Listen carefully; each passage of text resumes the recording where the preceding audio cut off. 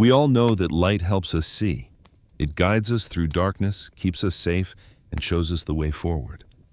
But what if the light we needed most wasn't from the sun or a lamp, but from something deeper, something that awakens the soul itself? Tonight, we walk that quiet road where Jesus explains the light that never fades. In today's video, we'll talk about the invitation of light. So let's not waste any time, and let's begin. The morning air carries the faint scent of olive trees and dust. The road stretches on, and you walk with quiet purpose, still unsure what waits ahead. Then, through the shimmer of heat and light, a figure appears. His robe moves like the wind itself, calm and weightless, and when he turns towards you, his eyes carry the color of dawn. He does not speak at first. He simply looks at you, as though he's known every step you've ever taken. The silence between you feels full, not empty. Then, softly, his voice cuts through the still air. "You have come far," he says, "though you do not yet know where you are going." You stop walking, unsure if you should answer. The weight of his words settles deep, both comfort and question. He gestures toward the rising sun, its light spilling over the hills like gold poured from heaven. "You see that?" he asks.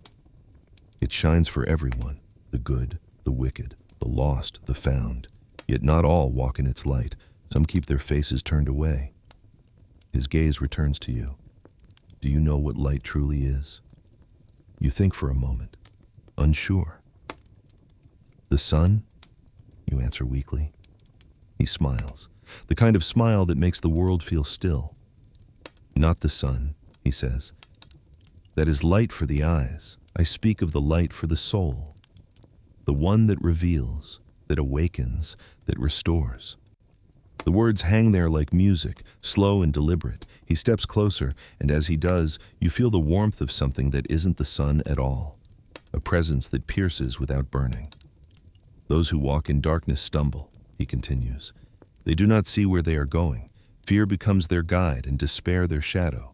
But those who walk in my light, they see not only where they are, but who they are." You lower your head. The road suddenly feels heavier beneath your feet. He knows. You can tell he knows everything. The moments you've hidden, the doubts you've buried, the pain you pretend not to feel. Yet, his tone remains gentle, not accusing. "Darkness," he says, "is not destroyed by more darkness. It yields only to light. That light is truth, and I am that truth." The words strike something deep inside you, something that has long been asleep. Truth, not as an idea, but as a presence. You want to speak, to ask, to understand, but the words won't come. He sits on a nearby stone and gestures for you to sit beside him. "You have seen many lights," he says, "the kind that fade, the kind that promise and do not fulfill, the kind that blind instead of guide. But there is a light that never dims, not in grief, not in death, not in the storm." He touches his chest. "That light burns here, and when you receive it, it burns within you too." The wind moves softly through the trees. The sound of the world quiets again. No bird, no insect, no noise, just stillness. He looks upward. "The Father gives light to all who ask, but not all who see, believe, and not all who believe follow. To walk in the light is not to understand everything, but to trust the one who does." You nod slowly, realizing that faith isn't about certainty. It's about movement, about taking one more step toward what you can't fully see. "Master," you say quietly, "how do I walk in this light?" His eyes meet yours, steady, kind, endless. Begin with truth. Let it guide your steps. Speak it, live it, seek it. When you do, you will find me in every corner of your life, even in shadow. He stands, brushing the dust from his hands. "The light does not demand perfection," he says. "It calls for surrender. When you yield your darkness, the light enters. You feel a strange ache, not of sorrow, but awakening, like something breaking open after years of silence. You realize you've been afraid of light, afraid that it would expose what you've hidden. But he doesn't expose to shame. He reveals to heal. He begins walking again, and you follow. The sun climbs higher, its rays painting the road ahead in shimmering gold. You walk beside him in silence, each step lighter than the last. After a while, he speaks again. Light will always lead to truth, he says, and truth will always lead to faith, but faith does not see with the eyes, it sees with the heart. He turns to you as they near a bend in the road. What is coming next cannot be seen, he says, but it is more real than what your eyes behold. You look ahead. The road dips into shadow, a valley veiled in mist. Do not fear the unseen, he says softly. The light you carry will guide you through it. And as the road descends into the dimness ahead, his presence beside you burns brighter than before. Not the light of the sun, but the light of truth alive within you. The day continues, the shadows lengthen, and the lesson echoes in your chest like a heartbeat. The light is not found, it is followed. The light is not understood, it is trusted. The light is not distant, it walks beside you. You take one more step into the mist, the road before you unseen, but your heart illuminated by faith beginning to bloom. The mist thickens on the road ahead, soft and silver under the morning light. Each step feels uncertain now. Stones hidden beneath the fog turns invisible until you're nearly upon them. You slow your pace, glancing toward the figure walking beside you. Jesus moves without hesitation, his steps sure, his expression calm. You wonder how he walks so confidently when he can barely see the path before him. Do you see? He asks quietly, as if reading your thought. I see the fog, you admit. I see only a few steps ahead. He nods, eyes fixed on the path. That's all one ever needs to see, the next few steps. You frown. But what if the road twists? What if there's danger ahead? He turns to you, and the mist glows faintly around him, like light refuses to leave his presence. You fear what you cannot see, he says, yet you forget that what is unseen is not unknown to the Father. The silence after those words feels deep. The sound of your breath seems louder than before. You've always believed that sight meant understanding, that knowing was the same as being safe. But as you walk through this shifting fog, you realize how fragile your confidence has always been. Sensing your unease, Jesus speaks again, his voice steady, patient. There was once a man born blind, he begins. He had never seen light, not the sun, not the sky, not even the face of his mother. To him, the world was sound and texture, not color or shape. You listen, drawn in. His stories carry the weight of eternity, but the intimacy of a whisper. One day, he continues, I found him sitting near the temple. People argued about him, who sinned, his parents or him, that he was born this way. But I told them, neither. His blindness was not punishment, it was purpose. It existed so that the works of God could be revealed in him. He pauses, picking up a handful of dust from the road and letting it fall through his fingers. I spat on the ground, he says softly, and made mud with my hands. I placed it over his eyes and told him, go, wash in the pool of Siloam. And he went, still blind, still uncertain, and yet he obeyed. Your heart beats faster. You know the story, but hearing it here from his lips, it feels alive, like it's happening again, right in front of you. When he washed, Jesus continues, his eyes opened. For the first time, he saw. Light poured into what had been dark since birth, and in that light, he saw not just the world, but the one who had given him sight. He turns towards you. Faith is like that, he says. You obey before you understand. You trust before you see. You walk while it's still foggy. You look down at your feet, barely visible beneath the mist. So, faith is walking blind? He shakes his head gently. Not blind, guided. The difference is who you trust to lead you. The road curves upward, and you both climb. The fog begins to thin, and sunlight starts to break through in streaks. Each patch of light feels earned, like a small reward for each step of trust. But what if doubt comes? You ask quietly. What if I question, or fear, or fall? He stops walking and faces you fully now. His eyes, warm and unshaken, meet yours. Doubt, he says, is not your enemy. It is the doorway where faith begins, the soil where trust can grow. You stare, confused. So, you're saying doubt can be good? He smiles. the kind that feels like sunrise after a long night. Doubt is not the absence of faith. It is the invitation to faith. To question is to seek, and those who seek will find. But those who stop seeking because they fear not knowing, they remain blind. The breeze shifts, and the fog around you starts to drift away. You can see farther now, the bend in the road, the hills beyond. Yet strangely, even with clarity returning, the comfort of his words lingers more than the sight itself. He begins walking again, and you follow, the road now glowing faintly under the sunlight. You were not made to understand everything, he says, only to trust the one who does. When the eyes fail, let the heart see. When the heart trembles, let faith hold steady. For a moment, neither of you speak. The world feels wider, the air lighter.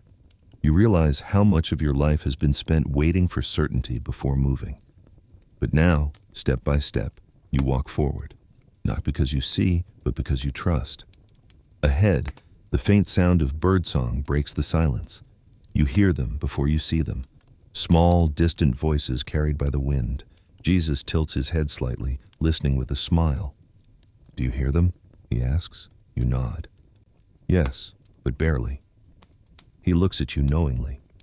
Then listen closely. For just as faith teaches you to walk without sight, the Spirit will soon teach you to hear beyond sound, to recognize truth even when words are not spoken. His voice softens as the last of the mist fades behind you.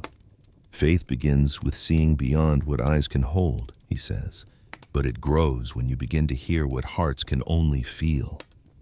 You glance at him, the light now full upon his face, the calm unwavering, and as the road opens into a quiet valley ahead, you realize the next lesson is already begun, not in what you see, but in what you start to hear within. The sound of the wind moves through the valley like a whisper, soft, almost like words you can't quite catch. The fog has lifted now, leaving behind the warmth of morning and the scent of soil after rain. You walk beside Jesus, your thoughts still turning over the story of the blind man. You saw how sight could come from obedience, how faith was not about seeing but trusting. But now, a new restlessness rises in you, not about sight, but sound. I think I understand, you say quietly, but sometimes I don't know if I'm really hearing you. There's so much noise in my head. How do I know when it's your voice? Jesus slows his steps. His gaze softens, like he's been waiting for that question. You hear many things, he says, but not everything that reaches the ear reaches the heart. True hearing begins when the heart is willing to listen. You walk in silence for a while. His words sinking in like rain on dry ground. The path curves around a field, and he stops, pointing to the ground where a farmer scatters seed with careful hands. Listen, Jesus says, his tone gentle but firm. A farmer went out to sow his seed. Some fell on the path and was trampled. Birds came and ate it. Some fell on rocky ground, and it grew quickly, but withered when the sun rose because it had no root. Some fell among thorns, which grew up and choked it. But some fell on good soil, and it produced a harvest, 100 times more than what was sown. He turns toward you, eyes bright like firelight in daylight. He who has ears to hear, let him hear. You repeat the words under your breath. Ears to hear. You have ears. You've always had ears, but what he means is something else, something deeper.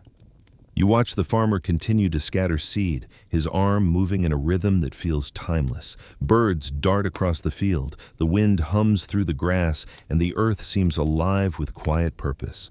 You realize how much you've missed before, too distracted by your own thoughts to notice the whispers of the world around you. Jesus kneels and picks up a handful of soil. This is the heart, he says. Every word from God is a seed, but what grows depends on where it lands. Some hearts are hard, truth cannot enter. Some are shallow, faith grows fast but dies quickly. Some are tangled with thorns, fear, greed, pride. But some are open. He lets the dirt sift through his fingers. Soft, ready, listening. You swallow hard. And mine? You ask quietly. He looks at you for a long moment and then says, your heart listens, but your mind interrupts. The words sting, but they're true. You know it. You've spent your life thinking instead of listening, analyzing every whisper from heaven until the sound fades. How do I make it stop, you ask? The noise inside me? He stands again, brushing the dirt from his hands. You do not silence the world by force, he says. You silence it by focus. You cannot stop every sound, but you can choose which one you follow. You close your eyes and listen, truly listen. There's the wind, steady, the birds, faint, the rustle of your robe as you breathe, and beneath it all, something quieter, not a voice, not a sound, but a presence. That, he says softly, as if reading your thoughts again, is how you hear the word. It does not always speak through thunder or flame. Sometimes, it is as gentle as the wind across your soul. You open your eyes, and everything seems sharper. The light, the colors, the stillness. For the first time, silence doesn't feel empty. It feels alive. Jesus begins to walk again, and you follow. The path grows narrower, bordered by wild grass that sways in rhythm with the wind. The world will shout, he says. Voices will compete for your attention. Fear, pride, desire, anger, all will. Claim to be truth. But my sheep know my voice. They hear it because they know me. You nod, remembering all the times you've listened to noise instead of truth, the doubts, the distractions, the opinions of others. You realize how hard it is to hear God when you never stop listening to everything else. As the two of you reach the crest of a hill, the view opens wide, a patchwork of fields, rivers, and distant towns. The world below hums faintly with life, each sound small but constant. Jesus gestures toward it all. Every soul must choose what it listens to, he says. Noise will always exist, but so will truth. The difference is the ear that listens and the heart that understands. You watch the horizon, feeling both humbled and peaceful. So the word isn't just something to hear, you say slowly. It's something to receive, he smiles, and to keep. The wind shifts again, carrying with it the distant echo of voices, the sounds of merchants, travelers, laughter, anger. It all blends into a restless hum, but his voice remains steady beside you, cutting through it all like light through fog. Guard what you hear, he says, for what you listen to will shape who you become. You look ahead once more, the road stretching into a world filled with noise. Somewhere in your chest, a quiet resolve takes root, to listen, not just with your ears, but with your heart. And as you continue walking, the wind carries the sound of the world around you, a chorus of confusion and longing. But within it, one voice remains clear, unwavering, calling you forward into truth that can still be heard through all the noise. By midday, the quiet road gives way to sound, a storm of voices rising from the town ahead. Merchants call out from their stalls, children laugh, men argue, and travelers barter for food and rest. Every street is alive with noise. Words collide like waves, opinions bounce from every corner, and truth feels buried beneath the roar of it all. You follow Jesus through the crowd. He walks calmly, not hurried, not distracted, as if the noise bends around him instead of through him. You try to listen, but every voice pulls your attention, one claiming knowledge, another boasting of wealth, another promising wisdom. If only you'll listen. You glance at Jesus, wondering how he stays so still when everything around him demands attention. A man steps forward, his voice sharp. "Rabbi," he calls out, "tell us, whose word should we believe? The priests say one thing, the rulers another. Everyone claims truth." The crowd hushes just enough to hear his reply. Jesus looks at the man with that same quiet strength, then says, "Truth does not compete with lies, it endures them." The man frowns. "But how will we know which is truth?" Jesus answers, "By what remains when the shouting ends." A murmur ripples through the people. Some nod, others scoff. One woman nearby whispers, "It's easy to say that, but in this world, the loudest voice wins." He turns to her and replies, "The loudest voice often hides the deepest fear. The truest one needs no volume." You watch the woman fall silent, her eyes softening. And you realize he doesn't fight for attention. He doesn't raise his tone. He speaks once, and somehow the noise begins to lose its power. You whisper under your breath, "How do you do that?" He looks back at you and smiles slightly. "I do not fight the noise," he says.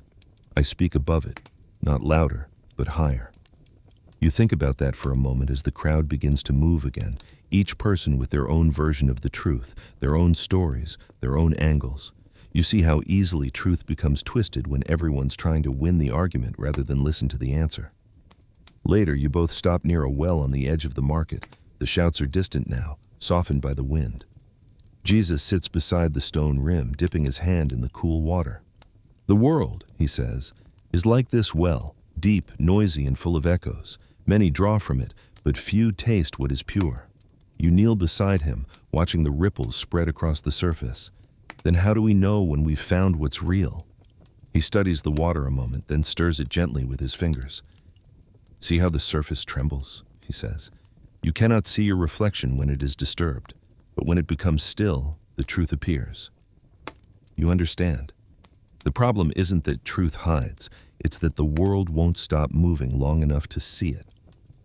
He continues, "When hearts are restless, they distort what they receive. Fear, pride, anger, they twist what was meant to bring life.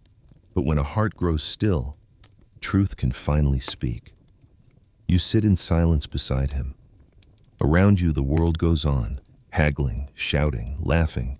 But somehow, the sound no longer feels invasive. It's as if stillness itself becomes a shield.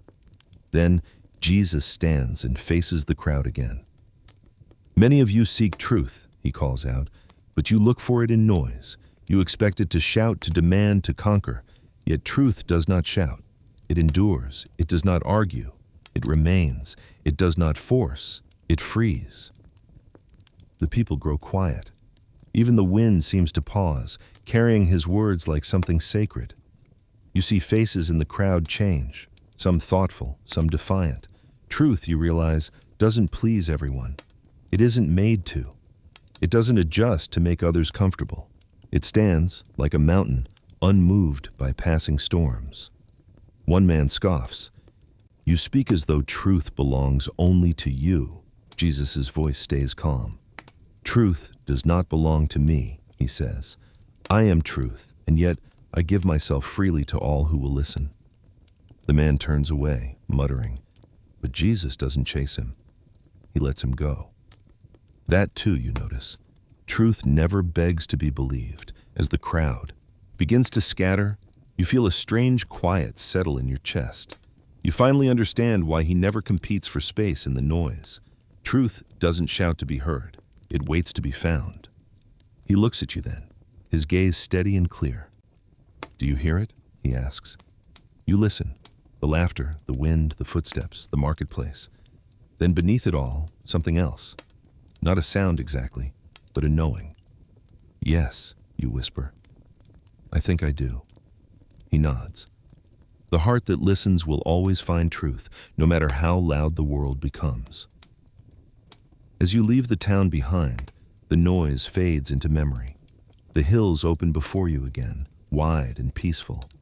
You feel lighter, not because the world has quieted, but because you've learned to listen differently. Jesus walks ahead, his steps calm, his voice gentle as he says, "The proud demand to be heard, but the humble, they hear what others cannot." You look at him, understanding dawning like the morning sun over the valley, that to truly hear, to truly see, one must bow low enough to listen.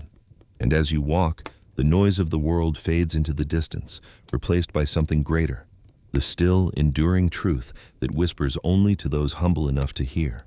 The road quiets again after the noise of the town fades behind you. The sun dips low, painting the hills in soft gold, and the air smells of grain and dust. Jesus walks ahead, silent, his robe brushing the tall grass. You can feel the stillness he carries, even here, like peace itself walks beside him. You've seen how truth stands firm, how it doesn't shout, how it waits. But as you follow him down the worn path, another question forms in your chest, one that's heavier than the rest. "Master," you ask softly, "how does one keep the truth when pride keeps trying to take it back?" He stops and turns to you. His face is calm, but there's something searching in his eyes. "Pride," he says, is the oldest blindness. It keeps the heart looking inward when the road calls us forward. You lower your head. The weight of his words presses gently but firmly, like hands guiding you toward honesty. He walks a few steps farther, then pauses by a quiet field. The soil is rich and dark, freshly turned by the farmer's plow. He kneels, drawing lines in the dirt with his finger, just as he once did in another moment, one when judgment filled the air. You watch as he writes, though you cannot see the shapes. This, he says, is the road of the meek. It does not rise above others, nor does it trample them beneath. It walks level, steady, grounded. You step closer, the grass brushing your ankles. But the meek, you murmur, don't they get crushed by the proud? The world doesn't reward humility. He smiles faintly, still tracing the soil. The world measures power by who stands tallest. My Father measures it by who kneels lowest. The meek are not weak. They are steady. They do not fight for thrones. They inherit kingdoms. He lifts a handful of soil, letting it crumble through his fingers. The proud build towers, he continues, but every tower falls. The humble build foundations, and those remain. The wind stirs around you, scattering the dust across his sandals. There's something so ordinary about the moment. Dirt, silence, the scent of earth, yet you feel heaven in it. Pride blinds, he says, because it cannot look down. It sees only its own reflection and calls it truth. But humility restores sight. It lets you see God in the low places, in the broken, in the small, in the unseen. You think back to the people in the crowd, those who shouted loudest, who demanded to be right, who never paused long enough to listen. You realize how pride disguises itself, as certainty, as strength, as control, and you feel a pang in your chest. You've done the same. Jesus looks at you again, as if hearing that thought before it forms. To be humble, he says gently, is not to think less of yourself. It is to think of yourself less. He stands and brushes the dust from his hands, eyes turned toward the horizon. The light glows warm against his face, and for a moment you see something unshakable. Not weakness, but power restrained, peace unbothered by pride. He gestures toward the field.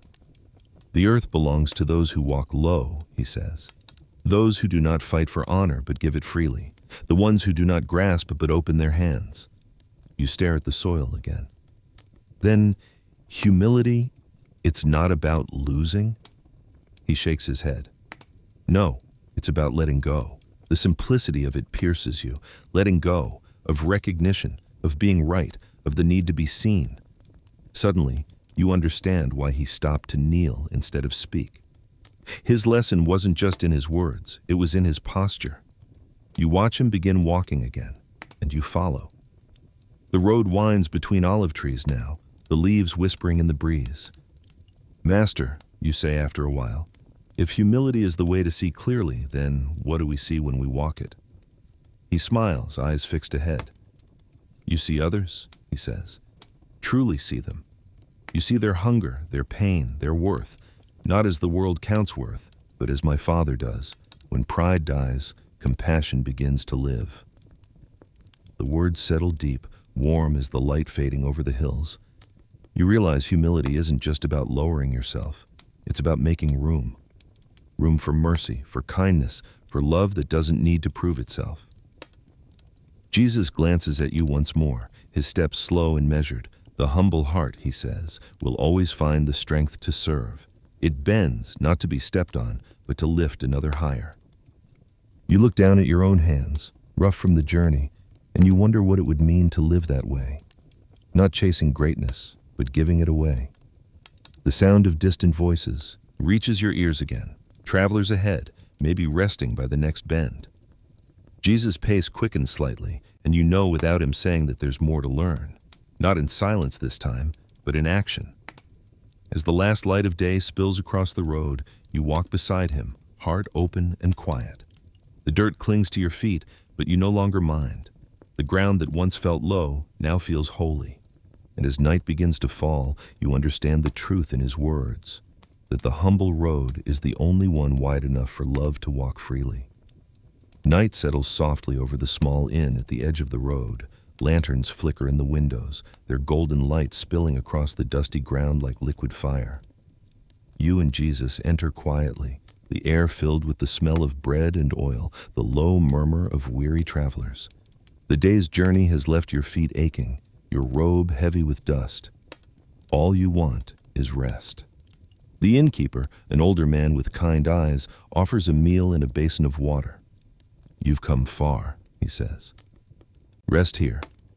The road is long for those who walk it with purpose."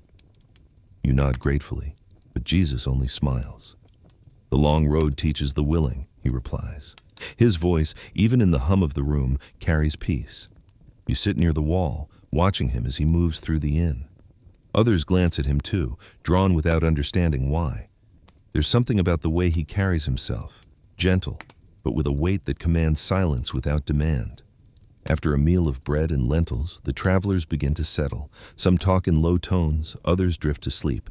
You stretch your legs, your body heavy with exhaustion. Then you notice Jesus standing near the basin of water. He rolls up his sleeves, kneels down, and begins to pour water into the bowl. You watch, confused. "Master," you whisper, "let me do that." He looks up, a faint smile crossing his face. "No," he says simply. "Tonight, you will learn something more valuable than rest." He carries the basin toward one of the travelers, a merchant, older, tired, his feet swollen and cracked from walking. Without a word, Jesus kneels before him. The man tries to pull back, startled. "Rabbi, you shouldn't..." But Jesus only says, "Let it be so." The room grows quiet. Even the fire seems to hush. You watch as Jesus lifts the man's feet gently into the basin and begins to wash them.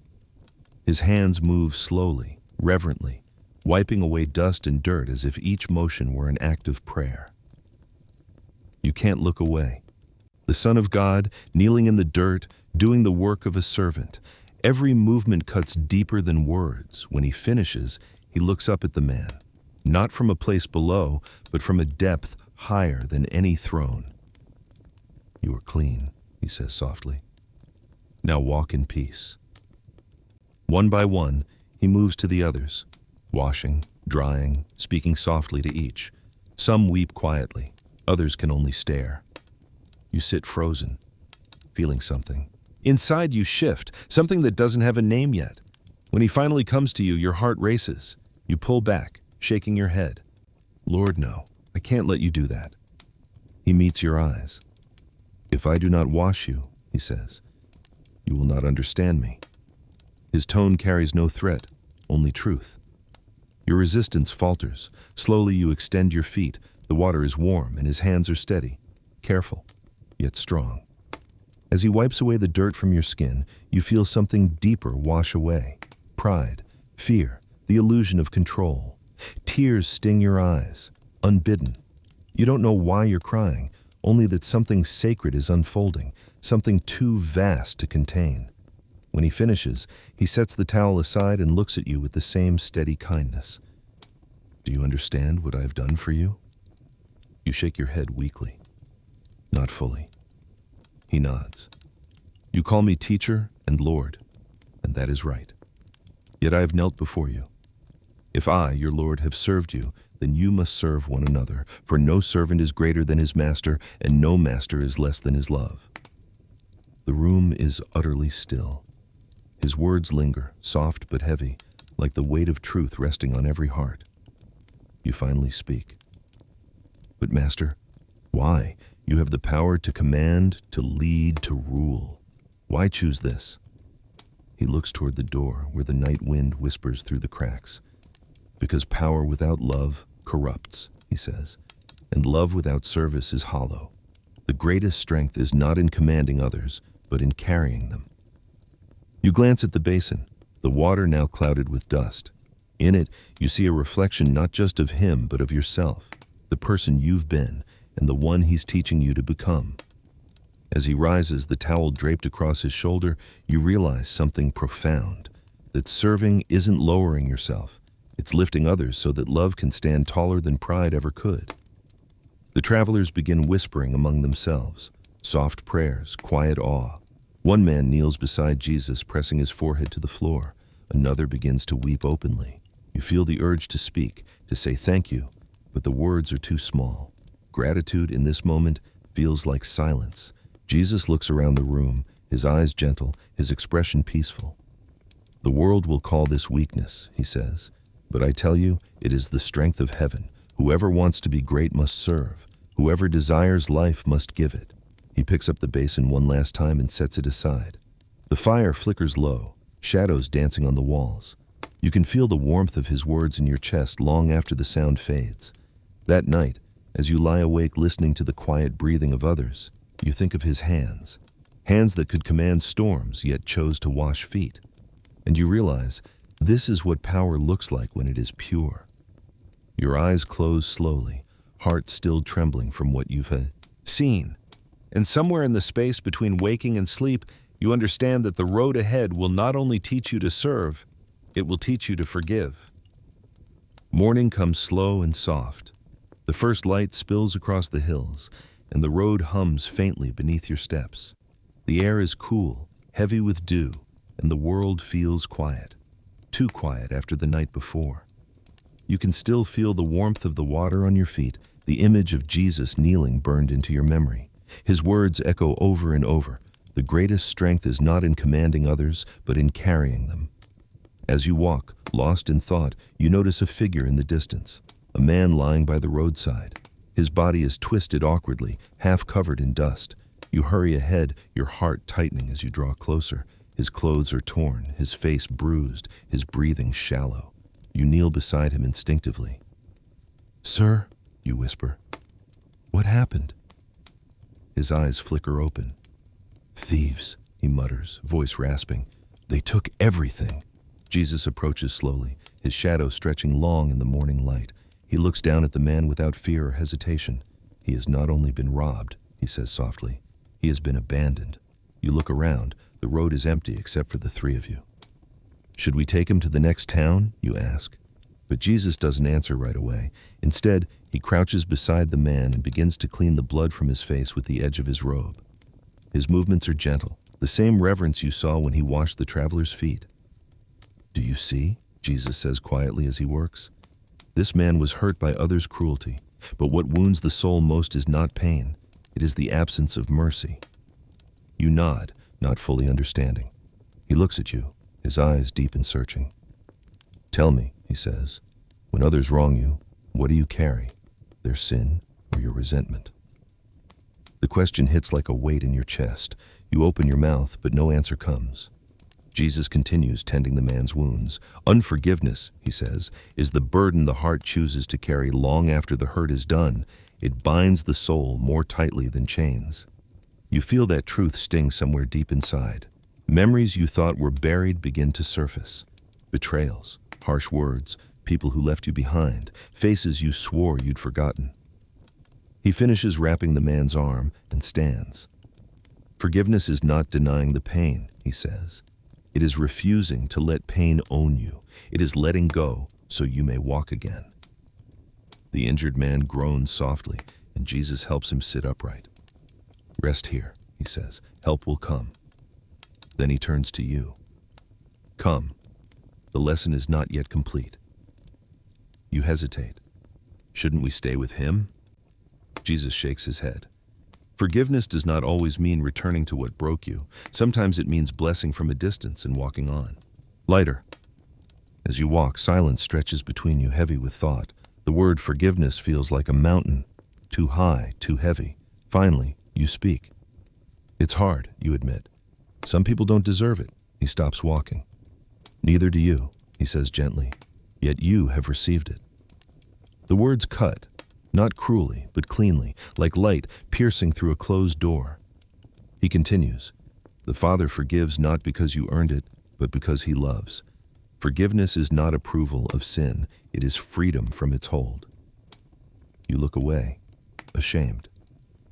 "But what if I forgive, and they never change?" He steps closer, his voice lowering. "Then you will have changed. That is enough." The breeze picks up, carrying dust down the road.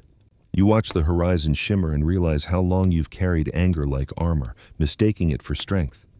Jesus walks beside you again. When you forgive, he says, you do not excuse evil. You release its power over you. You lay down the burden that pride keeps lifting. You remember his hands, washing, healing, mending. Every act he does seems to carry the same rhythm: release, restore, renew. He looks at you again, smiling faintly. Forgiveness, he says, is not something you give once. It is something you live. Every breath of mercy is a breath of freedom. Your throat tightens. Then how do I start? You whisper. He answers simply, by remembering how you were forgiven first. The words settle deep. You think of all the moments you've been given grace, times you were wrong, yet spared. The weight on your chest begins to lift, almost imperceptibly, but real. Ahead, the road widens into a field of wildflowers. The light feels different now, not just warm, but weightless.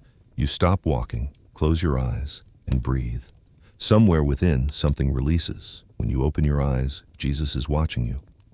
You feel it? He asks. You nod slowly. Yes, lighter. He smiles. That is what forgiveness does. It returns your heart to its proper weight, light enough to love again. You walk on together, and the sound of the wind through the flowers fills the air. There's a peace you haven't known in years, a peace that feels like permission to start again.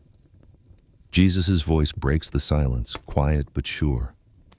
When forgiveness takes root, he says, love begins to bloom. Not the love that waits to be earned, the love that gives first. You glance at him, the road glowing ahead, and understand. Forgiveness is not the end of the journey. It is the soil where love begins to grow. The road stretches wide again, cutting through sunlit fields and distant olive trees. Birds scatter in the air, their cries echoing softly through the hills. You walk beside Jesus in silence, your heart still heavy from what he said about forgiveness. Every word lingers, sharp but healing, like a bandage being tied around an old wound. The air feels lighter now, but also deeper, as if something sacred waits ahead. After a while, Jesus slows his steps. He looks toward the horizon where the sky melts into gold and crimson. You've learned to forgive, he says, but do you know how to love? You hesitate. I think so, you answer quietly. To care for others, to be kind. He stops walking and turns toward you fully, the sunlight casting long shadows between you. Kindness, he says, is a flower that grows easily. But love, true love, is a seed that grows only where the soil has been broken. You frown, unsure what he means. He continues walking until you reach a shaded tree by the roadside. There, he sits down, resting his hands on his knees. Let me tell you a story, he says softly. You sit beside him as the wind stirs the leaves above. His voice takes on a tone that feels both intimate and eternal. There was a man traveling from Jerusalem to Jericho, he begins. On his way, he was attacked by robbers. They stripped him, beat him, and left him half dead by the road. A priest came by, saw him, and crossed to the other side. Then a Levite passed, looked, and did the same. But a Samaritan, one despised and unwelcome, came near. And when he saw the wounded man, he had compassion. You can picture it, the dirt, the blood, the silence after violence. The Samaritan knelt, Jesus continues, poured oil and wine on the wounds, bandaged them, and lifted the man onto his own donkey. He brought him to an inn and cared for him. The next day, he gave the innkeeper 2 silver coins and said, "Take care of him, and whatever more you spend, I will repay you when I return." He pauses, looking at you. "Tell me," he asks, "which of these 3 was a neighbor to the man who fell among robbers?" You answer softly, "The one who showed mercy." Jesus nods. "Then go and do the same." His words strike deep. You've heard this story before, but sitting here, you feel it differently. It's no longer a lesson. It's a mirror. You think of the broken man you saw on the roadside, how your first thought was to move on. You remember how Jesus knelt without hesitation, without question.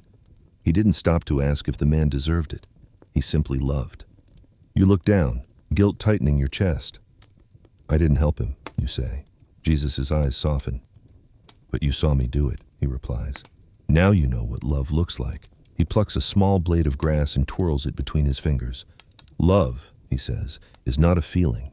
It is a wound willingly shared. It costs time, comfort, pride, even safety. It gives not because it is convenient, but because it cannot do otherwise. You think of all the ways you've loved, when it was easy, when it fit neatly into your plans, and then you see how little it had truly cost you. He continues, the world teaches you to love with limits, to protect yourself first, to give only when it's returned. But I tell you, love that protects itself dies. Only love that risks everything lives forever. His voice quiets. You can hear the rustle of the wind through the grass, the hum of distant bees. You whisper, but what if I love and am rejected? What if I give and receive nothing? He looks at you with such calm certainty it almost hurts. Then you will have loved as my Father loves, freely, without condition. For even those who curse him receive the warmth of his Son. The words wash over you like truth you already knew, but never lived. Love that costs nothing changes nothing. He leans back against the tree trunk, eyes closed, and says, when love moves you to act, do not ask what it will cost. Ask instead, who will it heal? You close your eyes too, breathing deeply. The air feels heavier now, but in a good way, like you've been given something precious to carry. After a long silence, Jesus speaks again, his tone softer. Love cannot survive alone. It needs the breath of prayer, for prayer connects your love to the one who gave it first. You open your eyes. Prayer, you ask? He nods slowly. Yes, for without prayer, love becomes your burden, but with prayer, it becomes your strength. You watch him rise, dusting off his robe. The light has changed, the sun dipping low, casting a warm glow over everything. You follow him as he steps back onto the road. Master, you say, I want to love like that, but it feels too big for me. He looks at you with that same patient gentleness. Then start small, he says. Love in silence, love in forgiveness, love in prayer. Every act born from love, no matter how small, echoes in eternity. The words settle into your chest like the slow beat of a drum. You understand now. Love is not just what you feel. It's what you choose again and again, even when it hurts. As night begins to fall, the road narrows and the stars begin to appear, faint but growing stronger with every step. You walk in silence beside him, the sound of your feet soft against the dust. And somewhere deep within, you sense the next lesson waiting, the quiet place where love learns to speak with God. The stars burn gently above the hills, quiet and endless. The night wind cools your face as you walk beside Jesus beneath the canopy of olive trees. The path is narrow now, the world hushed except for the steady rhythm of your steps and the whisper of leaves. After the lessons of love, your heart feels raw, awake but heavy. You've learned that love must cost something, yet you still wonder how to keep giving without emptying yourself completely. Jesus slows his pace and stops beside a large tree whose branches stretch wide against the starlit sky. He sits on the grass, motioning for you to do the same. The ground beneath you is cool, the scent of earth and olive sharp and grounding. For a while, he says nothing, just listens. The silence feels full, almost sacred, as if heaven itself has drawn near. Finally, he speaks. When the world grows loud, come here, he says. Not to this place, but to this stillness. The Father does not wait in the noise. You glance around the empty field, puzzled. But shouldn't we pray loudly so he hears us? He smiles, eyes glinting in the moonlight. The Father hears before a word leaves your tongue. Prayer is not to inform him, it is to remember him. You sit quietly, unsure what to say. The thought of prayer has always felt heavy, a duty, a list, a routine. But the way he speaks of it feels different, almost like breathing. He leans forward, resting his elbows on his knees. When you pray, he says softly, do not be like those who stand in the streets to be seen. They have already received their reward, the applause of men. But you, when you pray, go into your inner room. Close the door. Speak to your Father who is unseen. And your Father, who sees in secret, will reward you. The words linger in the cool air, simple but powerful. You realize he's describing something you've never really tried, prayer not as performance but as relationship. He closes his eyes, and the night feels even stiller. His lips move slowly, quietly. Our Father in heaven, he begins, voice barely above a whisper. Hallowed be your name. Your kingdom come, your will be done, on earth as it is in heaven. Give us today our daily bread, and forgive us our debts as we forgive our debtors. Lead us not into temptation, but deliver us from evil. You listen, each phrase sinking deep like water soaking into dry ground. There's no rush, no embellishment, no spectacle, only honesty. When he finishes, silence returns, heavy with peace. After a long moment, you whisper, "That's it?" He opens his eyes and looks at you, smiling faintly. "That's everything," he says. "You asked not for riches, nor power, nor safety.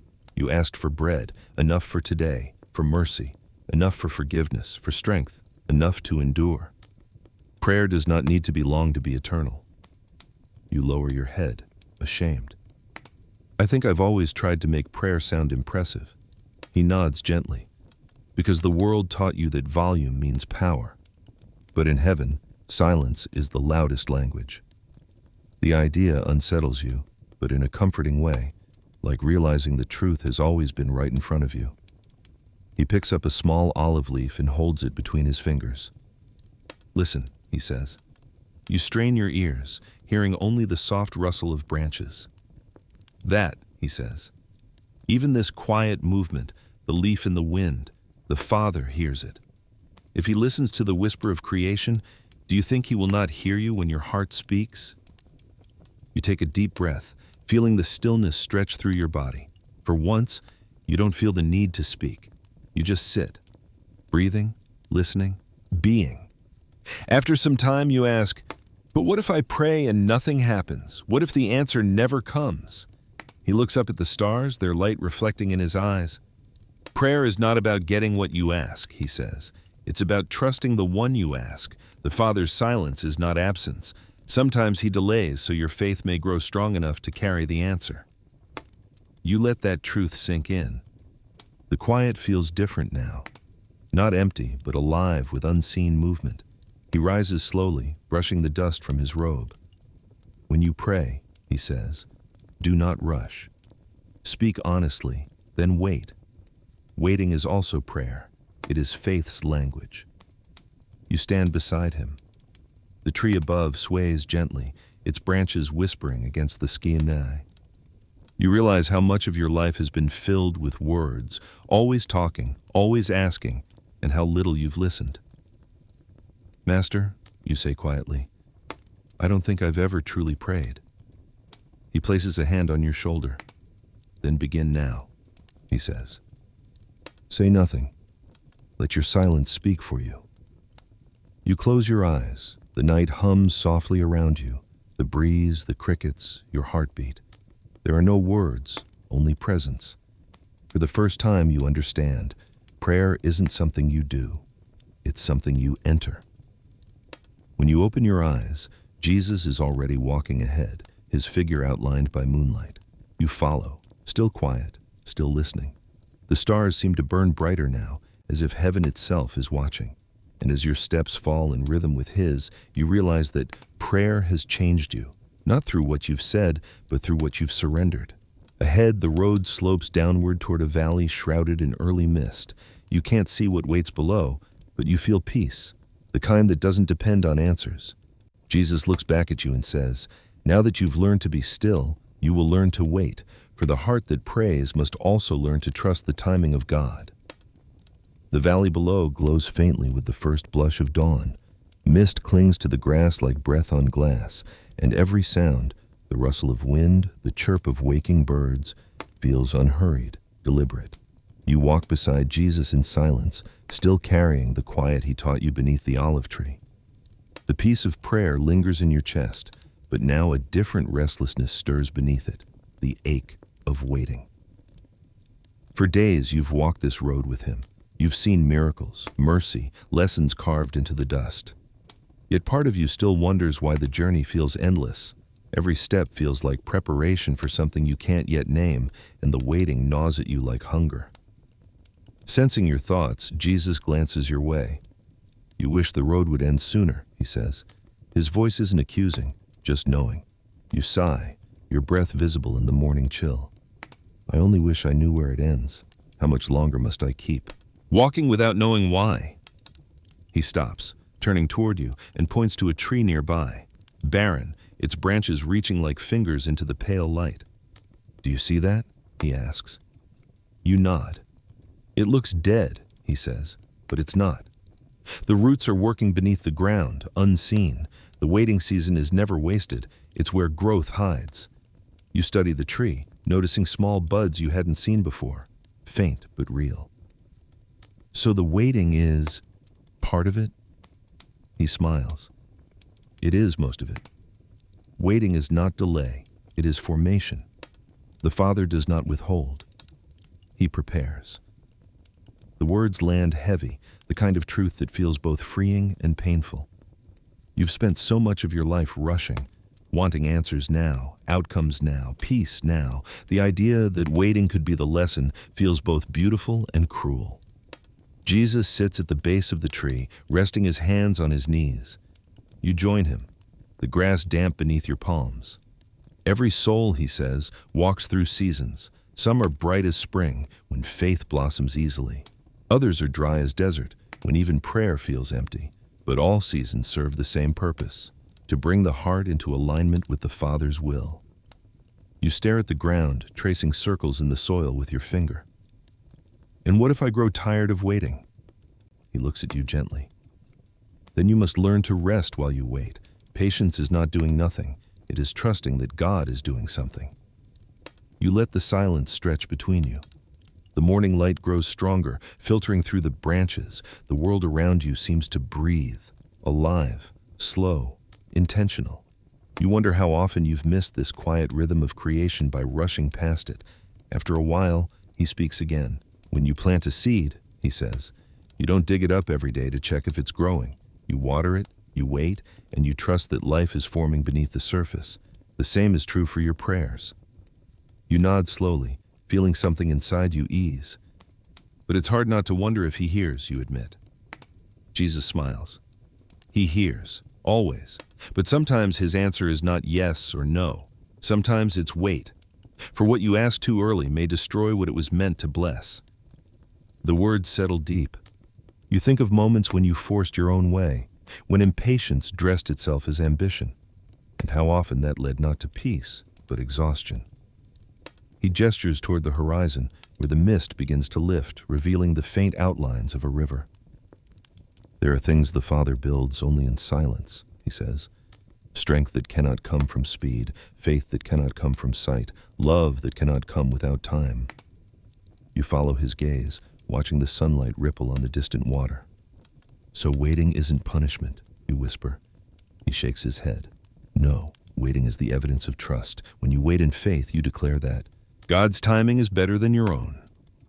The breeze picks up, carrying the scent of wet soil and wild herbs. For a long time, neither of you speak. The moment feels suspended, holy in its stillness. You finally ask, how do I know when the waiting is over? Jesus looks toward the river again. You don't, he says simply. You walk until the Father says stop. The lesson of waiting is not to measure time, but to release control. You frown slightly, trying to understand. Release control? He nods. Yes. Every time you choose patience over panic, surrender over striving, you loosen your grip on what was never yours to hold. The words strike deep, a quiet invitation and a challenge at once. You think about how much energy you've spent trying to shape your own path, to force outcomes, to predict the future. It has always left you tired. Waiting, he continues, is not weakness. It is trust in motion. And the one who waits with faith will never be ashamed when the time comes. You breathe slowly, feeling peace replace your restlessness. The stillness no longer feels like a cage. It feels like a garden. He rises, brushing the grass from his robe. Come, he says. There is more to see. You stand, your legs stiff from sitting so long. As you walk again, you glance back at the tree. Its barren branches catch the morning light, and for the first time, you see beauty in its stillness. Jesus walks ahead, his pace steady, unhurried. You follow, your steps lighter than before. For the first time, you are content not knowing what comes next. He looks back at you with a faint smile. "You've learned to wait," he says. "Now you must learn to let go." And as the road winds toward the river, you realize that the lesson of waiting has prepared you for something even deeper, the peace that comes only through surrender. The river glistens in the morning light, calm at its edges but alive in its center. You can hear it before you reach it, a steady rhythm, like a heartbeat in motion. Jesus walks ahead, his steps soundless on the soft earth. The memory of his words still hums inside you. The one who waits with faith will never be ashamed when the time comes. But even as you try to rest in that truth, a new question rises. How do you wait without holding on to what you want? You stop at the edge of the riverbank. The water flows endlessly, never clinging, never still. Jesus kneels beside it, cupping a handful to his lips. Then he looks at you.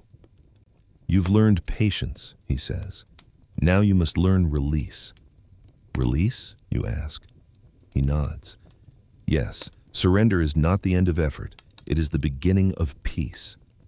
To surrender is to stop trying to row against the current when the current is already leading you home." You look down at the water, watching it curl around stones and fallen leaves. Every drop moves forward, even when obstacles rise in its path. The image settles deep in your mind, a silent parable written by nature itself. Jesus stands and looks across the river. "Do you remember Peter?" he asks. "When he saw me walking on the sea?" You nod slowly. "He stepped out of the boat." "Yes," Jesus says. "He trusted my call, and for a moment, his faith carried him above the waves. But when he saw the wind, he began to sink." You can almost see it. The storm, the lightning, the fear. The way Peter's courage faltered when control slipped from his grasp. Jesus looks out over the river again, his tone both firm and gentle. "That is the heart of surrender, to trust me, even when the waves rise, to believe not because the water is calm, but because I'm there." You kneel beside him, the wind brushing your hair. "But what if I sink?" you whisper. He looks down at you with a faint smile. "Then I will catch you." The words are so simple, yet they strike something deep within. You realize surrender isn't about losing. It's about trusting that even in loss, you won't fall beyond his reach. Jesus steps closer to the river, and for a heartbeat, you think he might step in. The light shimmers around him, reflecting off the surface like glass. "Peter's mistake," he says, "was not stepping out. It was looking down. He began to measure the waves instead of remembering my promise." You watch the water swirl around your feet. "So surrender is keeping my eyes on you?" He nods. "Yes.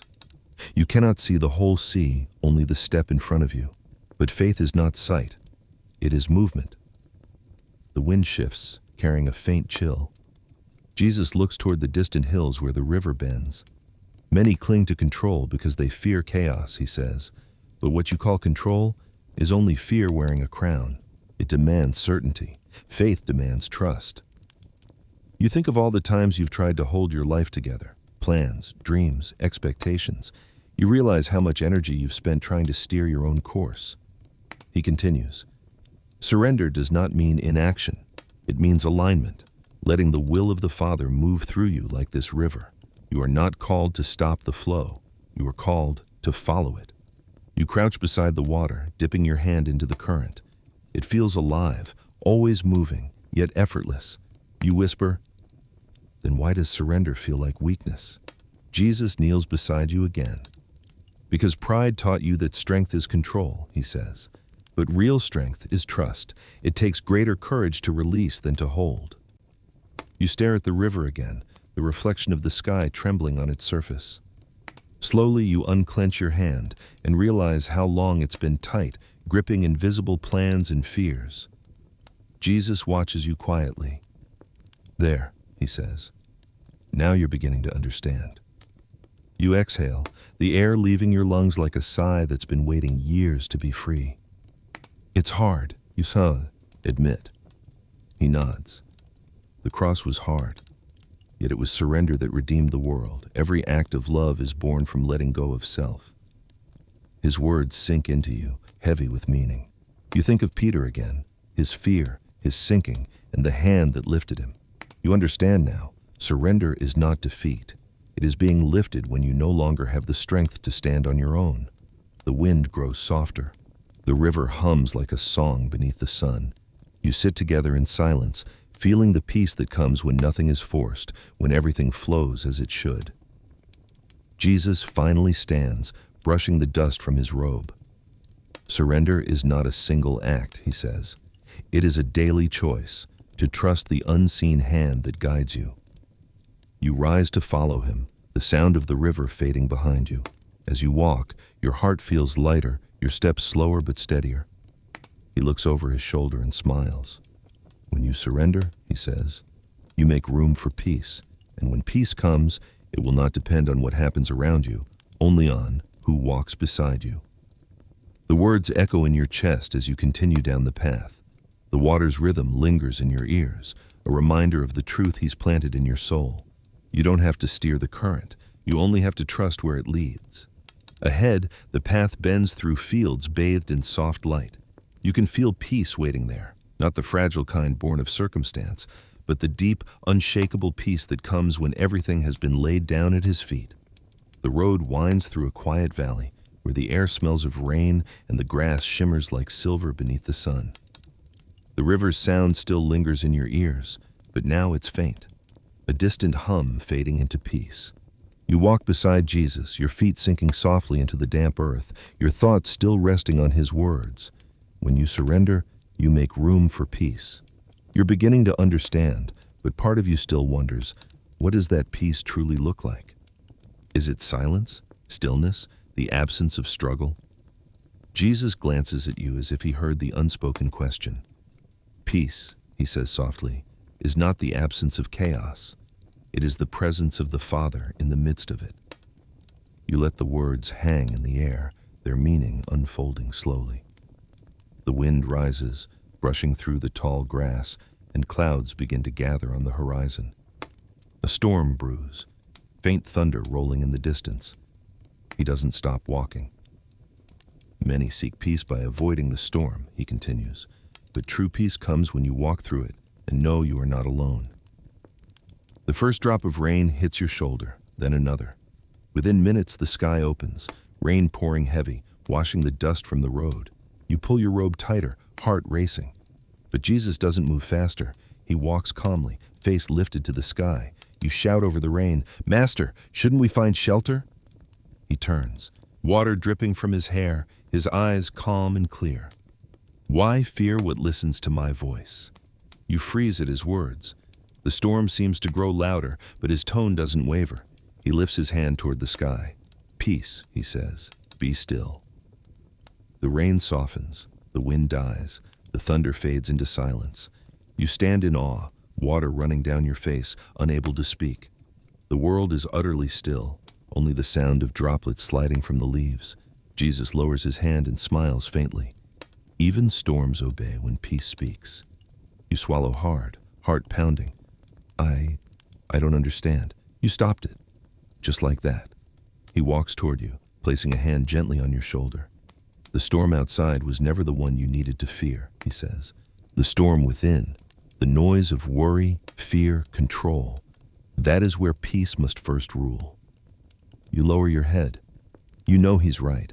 Even when life quiets, your mind still rages, waves of anxiety and questions, endless and loud.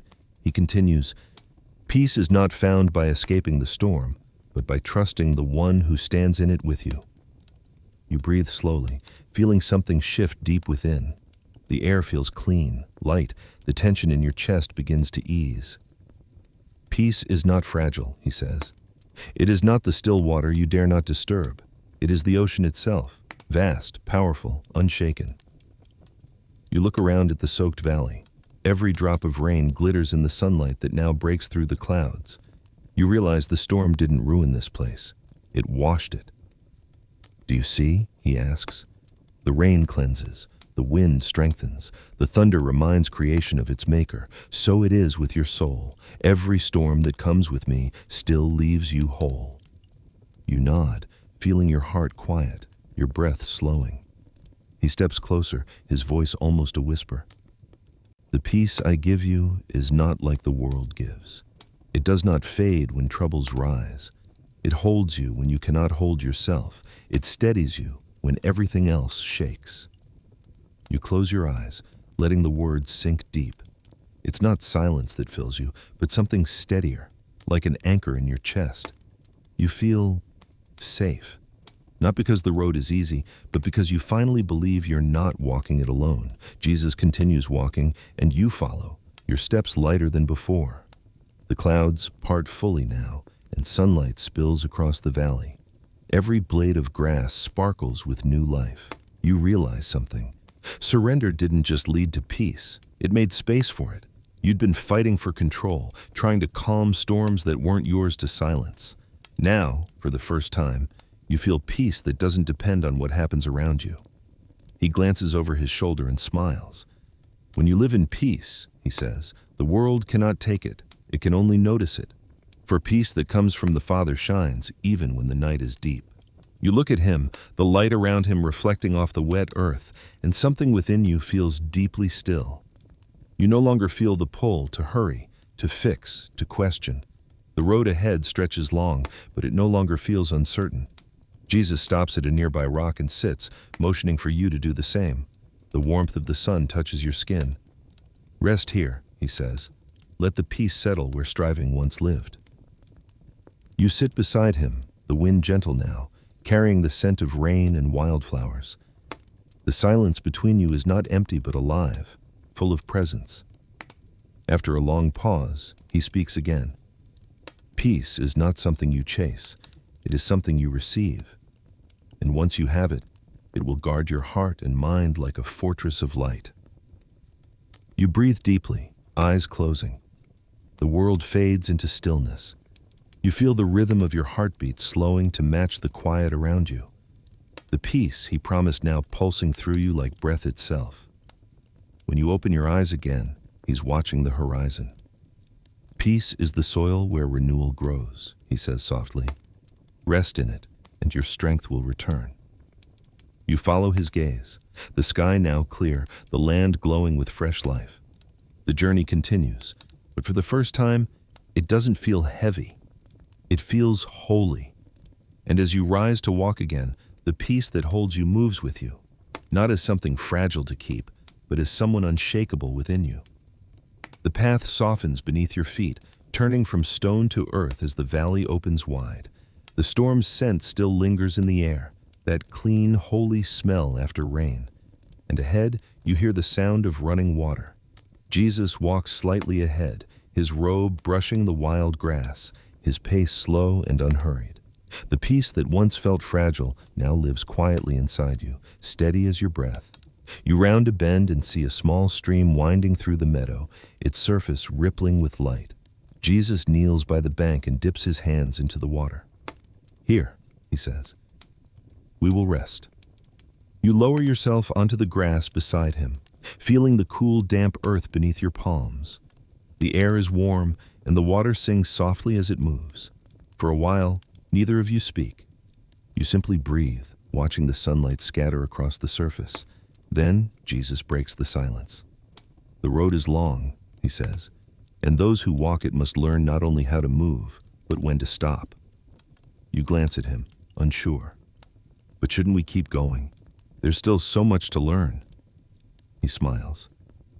Even the Father, after creation, rested. Do you think he was weary? You shake your head slowly. No, he was finished. Exactly, Jesus says. Rest is not the reward for work. It is part of it.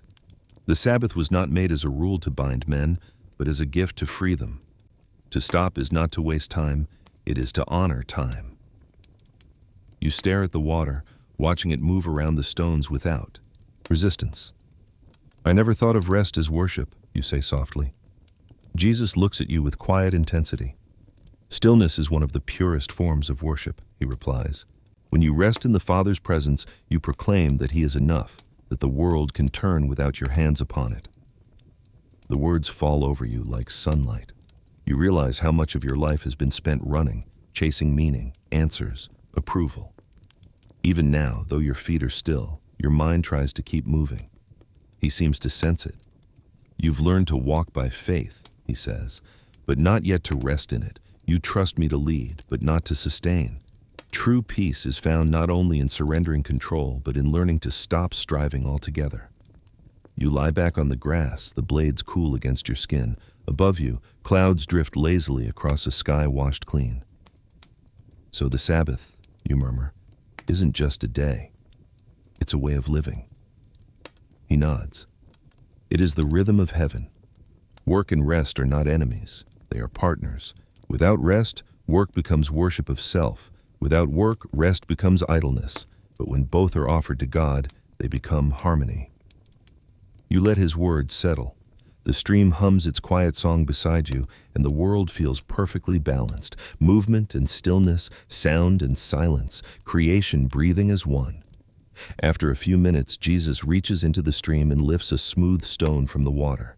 He turns it over in his palm. "See this?" he says. "The water does not fight the stone. It moves around it, shapes it, polishes it.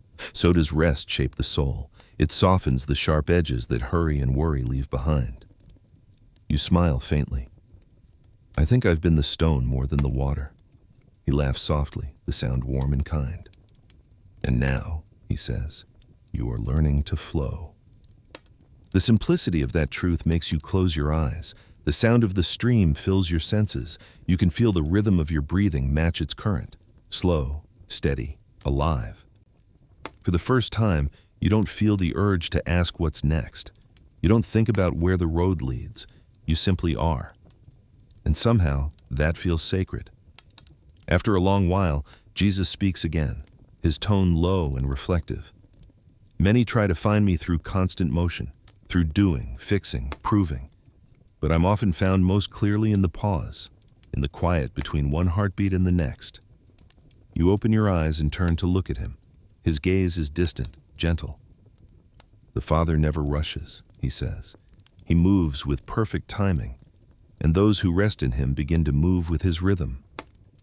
You feel something inside you loosen, that tightness that always demanded progress, results, certainty. You realize now that resting is not stepping away from the journey. It is part of walking it well. The breeze moves gently through the field, carrying the faint scent of wildflowers. Jesus stands and gestures for you to cup your hands in the stream. You do, and he pours a little water into them. "Drink," he says. The water is cold and sweet. It runs down your throat like life itself. "This," he says, "is what the soul tastes when it learns to rest, refreshment that no effort can earn." You wipe your mouth and look up at him. "It feels peaceful," you say. He smiles. "That's because peace and rest are kin. One steadies the heart, the other renews it. When you rest rightly, gratitude awakens, for rest makes you see again all that has already been given." You feel the truth of it stirring inside you. Gratitude, yes, not for what's coming, but for what is. Jesus looks out toward the horizon where the sun begins to dip behind the hills. "Rest always prepares the heart to give thanks," he says. "When the noise fades, the heart remembers how much it's already received." You rise slowly, the warmth of peace lingering in your body like a quiet fire. The world feels softer, clearer. Every color glows, every sound seems alive. As you walk from the stream, the grass brushing your ankles, you realize something simple but profound, that rest isn't just the pause between steps, it's the presence between breaths. And as Jesus walks beside you, the light fading into evening gold, you feel gratitude beginning to stir, not as emotion, but as worship. The sun begins to sink behind the hills, painting the sky in amber and rose. The soft light stretches across the meadow where you and Jesus have stopped for the evening. The sound of the stream still murmurs behind you, a quiet echo of peace that lingers even as the day fades. Jesus gathers a few pieces of bread and some dried fish from his satchel, laying them gently on a flat stone. It's a simple meal, nothing more than enough for two. You sit beside him, the cool air brushing against your face. After a day of walking, you hadn't realized how hungry you were until now. Yet, as you look at the small meal before you, you can't help but feel a twinge of lack. It doesn't seem like much. Not after the long road behind you. Jesus notices your expression. He says nothing at first, only closes his eyes and bows his head. His voice, quiet but full of warmth, breaks the silence. "Father, I thank you," he whispers, "for what you have given, for it is enough." You watch him, feeling something shift in the air, subtle but real. The world seems to pause around those words. You realize that he didn't ask for more, didn't complain, didn't mention hunger or weariness. He just thanked. He breaks the bread and hands you half. "Eat," he says simply. You take it, hesitant, and then ask. You thanked him before we even began eating. He looks at you, the corners of his mouth lifting slightly. "Gratitude," he says, "does not wait for fullness. It finds abundance in what is already given." You lower your eyes, ashamed. "I've often waited for things to be perfect before giving thanks," you admit. Jesus nods, taking a piece of fish. "That is why so many hearts remain hungry," he says. "They wait for more instead of seeing the miracle in the little." Gratitude opens the eyes to what was already there. You look down at the bread in your hands. It's simple, but as you eat, it feels richer than any feast. The flavor seems alive, not because the bread is extraordinary, but because your heart has shifted. Jesus continues, "The Father fills the grateful heart. Even in the wilderness, manna was enough, not because it was plentiful, but because it was his provision. Gratitude does not count what is missing, it blesses what is present." You chew slowly, each bite filling more than your stomach. It fills your spirit. You glance at him and ask, "So gratitude, it's more than just saying thank you?" He nods. Much more. Gratitude is seeing through heaven's eyes. It turns lack into learning, pain into purpose, and moments into miracles. The sky deepens into a soft violet, stars beginning to flicker like quiet witnesses above. Jesus leans back against the rock, looking upward. "When I thanked the Father before breaking bread," he says, "it wasn't for what I had, but for who he is." Gratitude is the language of trust. You rest your hands on your knees, watching the twilight settle. It's hard to give thanks when life feels empty, you admit. He glances at you, his eyes steady. That is when gratitude matters most. Anyone can be thankful in abundance, but when you give thanks in want, you remind the darkness that it does not define you. You feel a quiet conviction stir inside you, a realization that gratitude isn't just a feeling, it's a choice, one that defies fear, scarcity, and sorrow. Jesus picks up a small wildflower growing beside the rock and holds it out to you. "Look," he says, "it did not plant itself. It did not command the rain or the sun. It simply received, and in receiving, it bloomed." Gratitude is the same. The heart that receives in trust will always blossom in praise. You take the flower from his hand, the delicate stem cool between your fingers. "So gratitude grows where trust lives?" you ask. "Yes," he says. "And trust grows where gratitude begins." The simplicity of his words cuts through every complicated thought you've ever had about faith. You realize that to give thanks, even for what little you have, even when you don't understand, is to choose to see God's hand still working. He finishes the last bite of bread and wipes his hands on his robe. "Gratitude doesn't change what you have," he says. "It changes how you see it.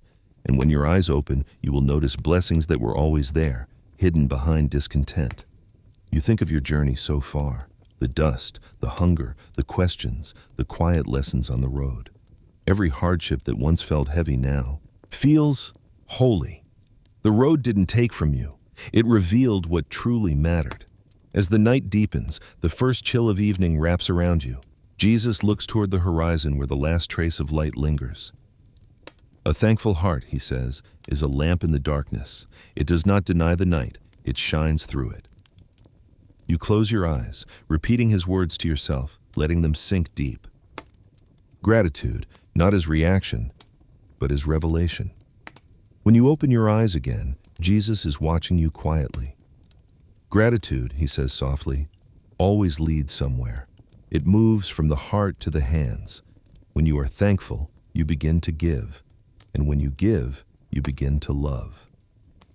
You nod slowly, feeling that truth resonate through you.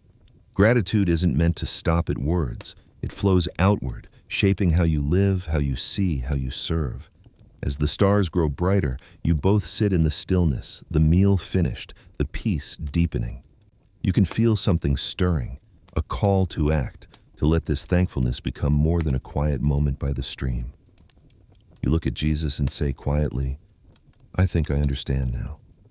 Gratitude doesn't end here, does it? He smiles, eyes warm beneath the starlight. "No," he says. "True gratitude becomes compassion, the love that gives back what it has received." And as the night folds around you, the sound of the flowing stream becomes the rhythm of your heartbeat, quiet, steady, alive, echoing the truth that every grateful heart is meant to overflow. The next morning, the light comes gentle through the clouds, not blazing, not sharp, but soft and golden, like mercy made visible. The world feels quiet, washed clean by gratitude. The peace from the night before lingers in your chest, but there's something new stirring beneath it now, a warmth that asks to be shared. Jesus walks beside you along a narrow path leading toward a small village. The sounds of morning fill the air, roosters crowing, children laughing, the steady rhythm of people beginning their day. You smell fresh bread baking somewhere close. The sight and sound of life make your heart ache in a way that feels both joyful and tender. At the edge of the village stands the temple, small, made of simple stone. People come and go through its open gate, some rich, some poor, all carrying their offerings. Jesus stops just outside and watches quietly. You stand beside him, following his gaze. Inside, a man dressed in fine robes drops a heavy pouch of coins into the offering chest. The sound rings loud, deliberate, commanding attention. Others glance his way, nodding with approval. Then a woman approaches, frail, dressed in worn fabric, her face lined with years of hardship. She holds something tiny in her hand, barely visible. You watch as she steps forward and places 2 small copper coins into the chest. The sound they make is barely a whisper. Jesus' eyes soften, and he nods. "Do you see her?" he asks. You nod. "She gave almost nothing." He turns to you, his expression calm but firm. "She gave everything." You frown, unsure. "But those coins, they're worth so little." He shakes his head. "Not to the Father. Others gave from their abundance. They will not miss what they gave. But she gave from her lack, and in that, she gave her heart." You look again at the widow as she walks away, her shoulders straight despite her poverty. "So," you whisper, "it's not the amount that matters." Jesus' voice softens. Compassion is not measured by what is given, but by what is kept. She held back nothing. That is love. To give without expecting return. The truth settles heavy in you. You've seen generosity before, acts that drew praise, gestures meant to be noticed. But this woman's quiet offering feels different. There's no audience, no recognition, only pure, unguarded compassion. Jesus steps closer to the offering chest and places his hand upon it. "What she gave," he says, "will outlast the coins of kings, for every act of compassion sown in love multiplies far beyond what eyes can see." You think of all the times you hesitated to give, your time, your kindness, your help, because it felt too small to matter. Now, watching her, you realize it was never about size. It was about surrender. As you both leave the temple, Jesus walks in silence for a while, the wind moving through his hair. Finally, he speaks again. "The world teaches that strength is taking," he says, "but the kingdom teaches that strength is giving. Compassion is not weakness, it is power under grace." You look at him, curious. "Power?" He nods. "The power to heal wounds that words cannot, the power to lift hearts that have forgotten how to hope. Compassion is the heartbeat of heaven made visible on earth." You walk together down the narrow street, where children play barefoot and a few vendors call out their morning wares. An old man struggles with a heavy basket of grain, his back bent from the weight. Without hesitation, Jesus moves toward him and lifts the basket from his hands. The man stares in surprise as Jesus carries it to his small home nearby. The act is so simple, no grand miracle, no crowd gathered to watch, yet you see something divine in it. The old man's eyes well up with tears as he murmurs his thanks.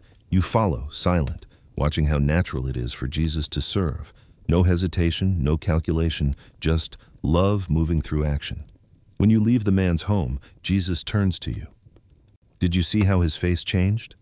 You nod. He looked lighter. That is what compassion does, Jesus says. It takes another's burden for a moment, and in doing so, lightens the soul of both. The truth of it stirs something deep within you, a quiet conviction, a pull toward movement. You realize that peace and gratitude are not meant to end within you. They are meant to overflow. He looks at you knowingly. You've received much, he says. Now give. Let your hands do what your heart has learned. You glance down at your palms, calloused, empty, yet suddenly full of purpose. But I don't know where to start, you admit. He smiles. Start with whoever stands before you.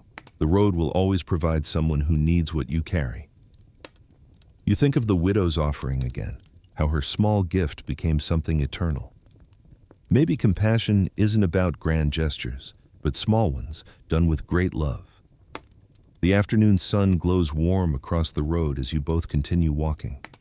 Jesus' shadow stretches beside yours, long and steady. After a time, he says, the world will not always understand compassion. It may call it foolish, but love that acts despite fear is courage in its purest form. You stop walking for a moment, the words anchoring in your heart. Compassion, courage, two sides of the same flame. You begin to see the pattern now. Gratitude opens the eyes, compassion moves the hands, and courage gives both strength. As the village fades behind you, the air shifts, a gentle breeze brushing against your face, carrying the faint scent of bread and earth. You feel lighter, stronger, as if the act of seeing love in motion has awakened something within you. You glance at Jesus and say softly, I want to love like that, without holding back. He looks at you with a calm smile. Then do not be afraid, he says, for compassion, once kindled, always leads to courage. The wind swells briefly, warm against your face, and in that moment you know the next lesson awaits not in stillness, but in the strength to act when love calls you forward. The road ahead begins to change. The soft earth and open meadows fade into rough terrain where stones jut from the ground like broken bones. The path, once wide enough for comfort, now tightens into a single trail winding between steep hills. The air grows cooler, thinner, and quieter. Even the wind seems to hesitate here. You glance at Jesus walking before you, his steps measured, his robe brushing the edges of the rocky trail. The peace and compassion from before still live in your heart, but now they meet something else, a quiet tremor, the kind that comes when comfort ends and faith begins to stretch. Master, you say softly, this way feels harder. He nods without slowing. It is. You wait, hoping he'll explain more, but he says nothing for a while. The silence feels heavy, not empty, but testing, the kind that reveals rather than hides. Finally, as you both reach a narrow bend, he stops and turns to face you. The path to life, he says, was never meant to be wide. Many choose the road that is easy, but it leads nowhere worth reaching. Few are willing to walk the narrow way. You swallow, eyes drifting to the steep drop beside the trail. But it's dangerous. You whisper. He steps closer, his gaze steady. Yes, but so is love, so is truth. Courage is not the absence of fear. It is faith that keeps walking when fear whispers, turn back. His words strike something inside you, not comfort, but conviction, the kind that pulls you upright even when you'd rather sit down. You walk again, the path growing steeper. The rocks scrape your sandals, your breath grows heavy. You stumble once, catching yourself against the stone wall. Jesus looks back, not with concern, but with quiet assurance. Do not be afraid of falling, he says. Fear does not keep you safe, it keeps you small. You nod, though your legs tremble. Every step feels like a choice, one between retreat and trust. At the top of the incline, the path widens just enough for you to rest. Jesus sits on a flat rock, the wind tugging gently at his hair. There are two roads in every heart, he says. One that seeks ease and one that seeks truth. The first promises comfort but gives emptiness. The second promises struggle but leads to life. You sit beside him, chest still rising and falling from the climb. Why must the way to life be so narrow? He looks at the horizon, where the sky burns gold with afternoon light. Because truth does not bend to fit the world, he says. The narrow way strips away what is false. Pride, fear, greed, self, only what is real can pass through. You let his words settle. They hurt, but in the way truth always does, cutting to heal. You realize that walking this road isn't just about reaching a destination, it's about becoming someone who can stand when the way gets steep. Jesus continues, "Courage is not born in comfort, it grows where fear meets faith. When the road is narrow, you must trust not your sight, but the one who leads." You watch him as he speaks, calm, certain, grounded. There's no trace of worry in him, no hesitation. It's as if every step he takes is guided by something unshakable. You realize then, courage doesn't come from trying to be strong. It comes from knowing who walks beside you. The wind shifts suddenly, carrying the sound of something distant. Thunder, faint but rising. You look toward the horizon and see dark clouds gathering. "A storm?" you ask. He nods. "Yes, the narrow road often leads through storms." Your chest tightens. "Should we turn back?" He meets your eyes. "Would you rather return to safety or move toward truth?" You hesitate, heart pounding. "But what if I'm not strong enough?" He places a hand over your heart. "Then lean on me. Courage is not yours to create. It is mine to give." The wind grows stronger. Dust rises around your feet. You feel fear trying to crawl back into your chest, whispering that this is too much, that it's easier to go back to the wide road. But his touch steadies you, firm, kind, unshakable. You take a deep breath and nod. "Then I'll keep walking." He smiles. That is courage. You both move forward, the storm clouds now rolling closer, shadows spilling across the path. The light fades, and each step feels heavier than the last. Yet even as the wind howls, you notice something. The road does not disappear. It narrows, yes, but it holds. And where the path bends too sharply for your eyes to see, his presence lights the way. Rain begins to fall, cold, sharp, unrelenting. You pull your robe close, but he doesn't rush. Every movement he makes seems to say, peace can exist even here. When you finally reach a small ridge, he stops again and turns to face you. "Do you see?" he asks. The storm came, but it did not carry you away. The path held. Fear does not end the journey. It reveals what your faith stands on. You breathe deeply, realizing the truth. Courage isn't the absence of trembling. It's the choice to step forward anyway. Jesus looks out at the rain-swept hills, his expression calm. "There will be harder paths ahead," he says, "and greater storms. But every time you keep walking, every time you choose faith over fear, obedience grows, and obedience is love that endures." The rain begins to ease. The sun, breaking through clouds, paints the wet stones with gold. You feel the strength of something new inside you. Not pride, but quiet resolve. You meet his gaze. "I think I understand," you say softly. "Courage is trusting when nothing feels sure." He smiles. "Yes, and when faith leads, courage follows." Now, the next lesson awaits. Not in what you feel, but in what you choose to do when the cost of obedience comes.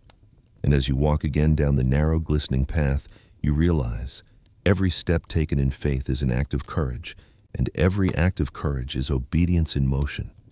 The storm that had shaken the narrow road has passed, leaving behind the scent of wet stone and the hush of a world freshly washed. The light of dawn creeps slowly over the hills, gentle and pale. You and Jesus walk again, not fast, not slow, just steady. The ground is slick, the air cold enough to make your breath visible. You can still feel the ache of yesterday's climb in your legs, but it's not pain that fills you now. It's resolve. Ahead lies a small village, quiet and waking. Smoke rises from a few hearths, and roosters crow somewhere in the distance. But as you draw closer, you notice something strange. The silence between voices, the way people glance at Jesus and then quickly look away. Their expressions shift between curiosity and fear. A group gathers at the well in the square. A man whispers something, and others nod, turning their backs. You hear fragments of their words, accusations, doubts, pieces of rumor twisted into sharp edges. Jesus stops near the edge of the square and looks at them. He doesn't speak immediately. His face is calm, his eyes steady. The people murmur, uneasy under his silence. Then, finally, he says, "You have heard what others say about me, but who do you say that I am?" No one answers. Some avert their eyes, a few shake their heads and walk away. You feel anger rise in your chest. After everything you've seen, his gentleness, his miracles, his wisdom, how could they turn from him so easily? You step forward, ready to defend him, but Jesus lifts a hand. "No," he says softly. "Let them go." You stop, your breath tight. "But they're wrong," you protest. "You could show them, prove you're right." He looks at you and there's no frustration in his eyes, only sorrow and strength. "Truth does not beg to be believed," he says. "It remains even when the crowd turns away." His words sting, not because they're harsh, but because they're true. You realize that obedience to truth means more than following when it's easy. It means staying when it costs you something. As the villagers drift away, Jesus turns from the well and begins walking toward the edge of town. You follow quietly, the sound of your footsteps echoing in the empty street. After a while, he speaks again. "Obedience," he says, "is not proven in sunlight, when all eyes see you. It is refined in shadow, when you walk unseen, unheard, unpraised." You glance at him confused. "So obedience is about being unseen?" He shakes his head gently. "No. It is about being true. The Father sees in secret what the world overlooks. When you obey in darkness, when no one applauds, you learn to love without condition." The words sink deep. You think of all the times you've obeyed when it was convenient, when others were watching.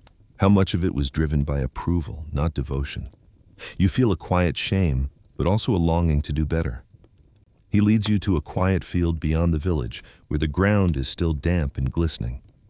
The sun climbs higher now, but the air remains cool, wrapped in silence. Jesus sits on a stone, motioning for you to sit beside him.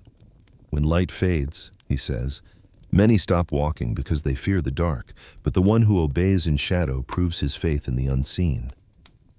You look at him, unsure, but it's hard not to be afraid. He smiles faintly. Fear is natural, but obedience does not wait for fear to fade. It walks through it. Every step taken in faith, even trembling, strengthens love. You bow your head. Sometimes it feels like obedience means losing everything, comfort, safety, even people. His eyes soften. You do not lose in obedience. You are being reshaped. The road that empties you of the world is the same road that fills you with heaven. A breeze stirs the grass. You watch it ripple in waves, bending but never breaking. He gestures toward it. "See that?" he says. "The grass bends when the wind moves through it. It does not resist. That is obedience, not weakness, but alignment with the will of the Father." You sit in silence, watching the way the blades sway. Slowly you begin to understand. Obedience isn't blind submission, it's trust deep enough to follow even when you don't see the outcome. After a while, he stands. "There will be days," he says, "when you will feel forgotten, when your faith will feel small and unseen. But those are the days when heaven leans closest. The Father tests not to break you, but to prove what he has planted in you." You rise to your feet, the truth of his words pressing against your chest like warmth. "So obedience, it's not about proving love," you say quietly. "It's how love grows." He nods. "Yes, every act of obedience is a seed. Some fall in sunshine, some in shadow.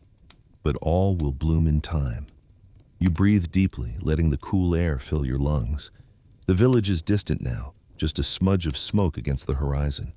The path ahead leads toward the hills, uncertain, steep, but somehow inviting. Jesus looks toward it and says, "The shadows do not last forever. Beyond them lies the dawn, and in that light, hope will rise again." You follow his gaze, and for the first time, the darkness no longer feels like something to escape. It feels like something sacred, the place where faith grows roots. As you take your next step, the world seems quieter, the air clearer. You feel the weight of obedience not as a burden, but as a calling. Every step forward feels lighter, steadier, alive with quiet purpose. And as the road bends upward once more, Jesus walks ahead, the light behind him stretching long across the ground. And you begin to see it. Obedience, even in the shadows, is the path that leads to hope that will not die.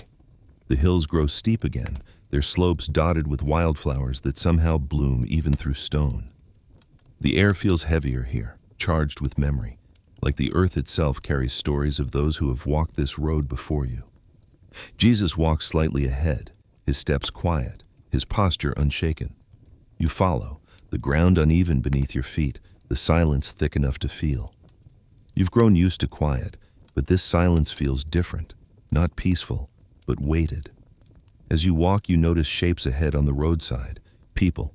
Some sit slumped against rocks, others lying still, their faces pale with exhaustion and pain. The closer you get, the more clearly you see it. Suffering, bodies bruised by life's burdens, eyes dulled by despair. You stop, uneasy. "Master," you whisper, "why are they here?" Jesus kneels beside the first, a man whose hands tremble as he tries to lift them in greeting. "Because the road to life," he says softly, "passes through valleys of sorrow. But sorrow does not end the story. It reveals its depth." You crouch beside him, watching as he takes the man's hand. There's no miracle of light, no sudden healing, only gentleness, the kind that dignifies pain rather than denies it. The man's breathing slows, his eyes glisten with quiet peace. Jesus looks at you. "Pain," he says, "is not punishment. It is the place where faith learns to endure." You glance at the others scattered along the path. "But why must it hurt so much?" He looks at the horizon, where sunlight flickers faintly between clouds. "Because only what is tested can be trusted. Endurance is the refining fire of the soul. It turns belief into knowing, and hope into anchor." You sit in silence, the truth pressing gently into you like a hand against your heart. You remember your own moments of pain, the nights when prayer felt unanswered, when silence felt like abandonment. Yet somehow here, you begin to see it differently. Maybe silence wasn't absence. Maybe it was the place where strength was born. Jesus stands and helps the man to his feet. "Walk with us," he says kindly. The man nods weakly, a small, grateful smile forming on his cracked lips. As the three of you continue, others begin to rise, not all, but some, as if his presence alone gives them enough courage to stand again. The road fills with quiet movement, slow but steady, each step an act of endurance. Jesus looks at you as you walk. "Do you see?" he asks. "Endurance is not about surviving pain, it's about transforming it. The seed buried in darkness does not curse the soil, it grows roots. So must your hope." You think of the storms you've walked through, the doubts that still try to whisper in your mind. "But what if I lose hope?" you ask. He glances at you, smiling faintly. "Then let me hold it for you until you can carry it again." Something in you breaks at that, not in despair, but release. For the first time, you realize hope isn't something you must keep alive on your own. It's something shared, sustained by the one who never tires. The path climbs sharply, and soon you reach a ridge overlooking a valley bathed in fading light. Jesus stops and turns to the people who followed behind, the weary, the broken, the ones still limping forward. His voice rises, not loud but strong enough to reach them all. "Blessed are those who mourn," he says, "for they shall be comforted. Blessed are those who endure, for theirs is the kingdom that cannot be shaken." The words move through the crowd like wind through tall grass. Heads lift, shoulders straighten, tears fall, not from despair, but release. Hope, fragile and new, begins to glow in faces that had forgotten light. You feel it too, that strange warmth in your chest, that spark of something eternal. You look at Jesus and he meets your gaze. The Father does not waste pain, he says. He uses it to carve space for eternity inside the soul. You let the truth settle in you. Maybe hope isn't about avoiding pain at all. Maybe it's about seeing through it, believing that every hardship hides something holy, something shaping you for what's beyond. He sits on a rock, and you join him. Below, the valley glows in hues of orange and gold, the beauty sharper for the pain that preceded it. The heart that endures, he says, becomes a lamp in the night. When others lose their way, your faith will guide them home. You think of the man he lifted earlier, now walking somewhere behind you.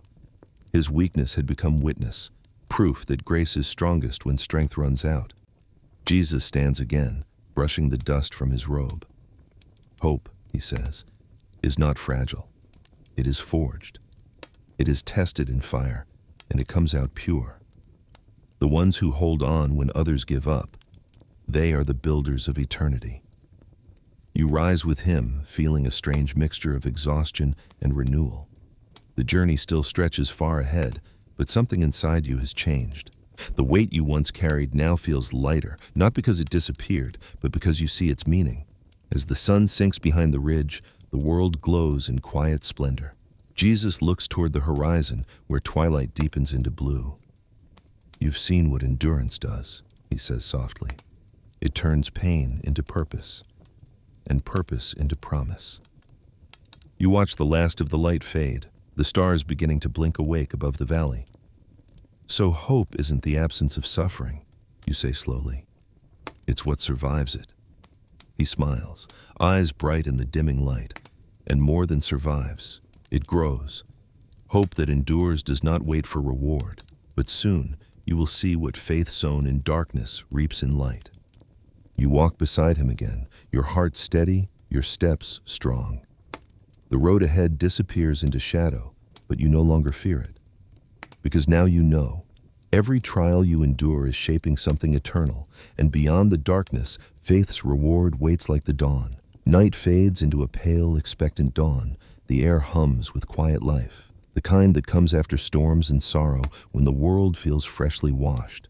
You walk beside Jesus through a field that stretches wide, the soil dark and rich beneath your feet. Birds dart across the morning sky, their songs echoing through the valley. After all the lessons of endurance, something inside you feels lighter. Not because the road has grown easier, but because your heart finally believes there's purpose in every step. Jesus stops at the edge of the field. He crouches down, pressing his fingers into the soil. When he stands again, he holds a tiny seed between his thumb and forefinger, so small you can barely see it. "Do you know what this is?" he asks. You lean closer. "A seed," you answer. He nods. "Yes, the smallest of all seeds, a mustard seed. Yet when it grows, it becomes a tree large enough for birds to rest in its branches." He holds it up to the sunlight, the faint glimmer of it reflecting off his hand. "Faith," he says, "is like this.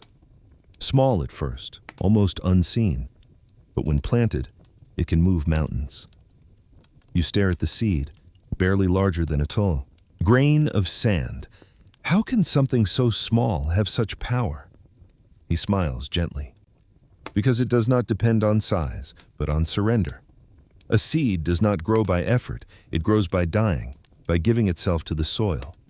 So it is with faith. You feel the words sink deep, their weight far greater than their simplicity.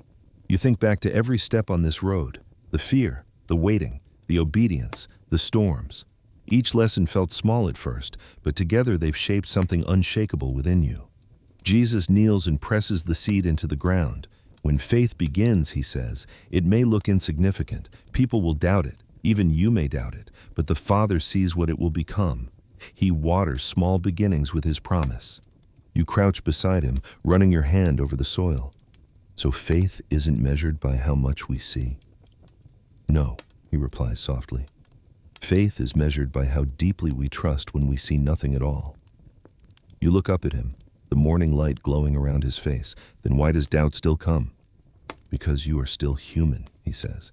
Even those who believe stumble, but faith is not destroyed by doubt. It is refined by it. Each time you choose to trust again, your roots grow deeper. You sit back, watching as he dusts his hands. The field stretches far beyond the horizon, a vast expanse of potential. So faith grows slowly, you say quietly. He nods, slowly but surely. The greatest works of the Father begin in silence. Seeds take time to rise, but when they do, they carry life beyond imagination.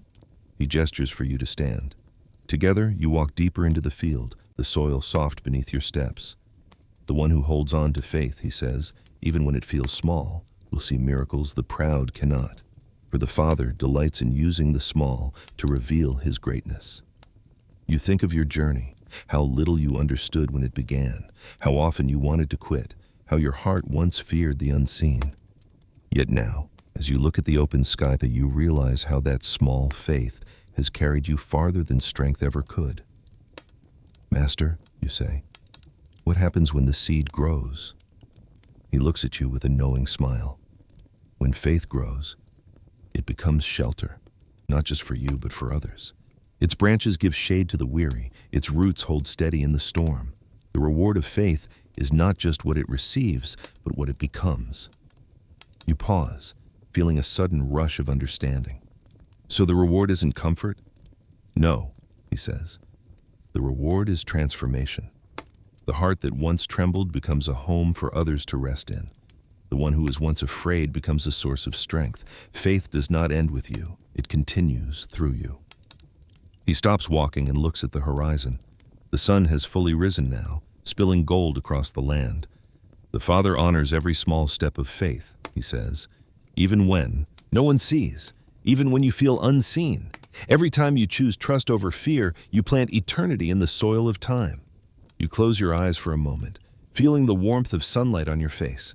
You remember the storms, the darkness, the narrow path, all the moments that once felt like breaking points. But now, they feel like planting seasons.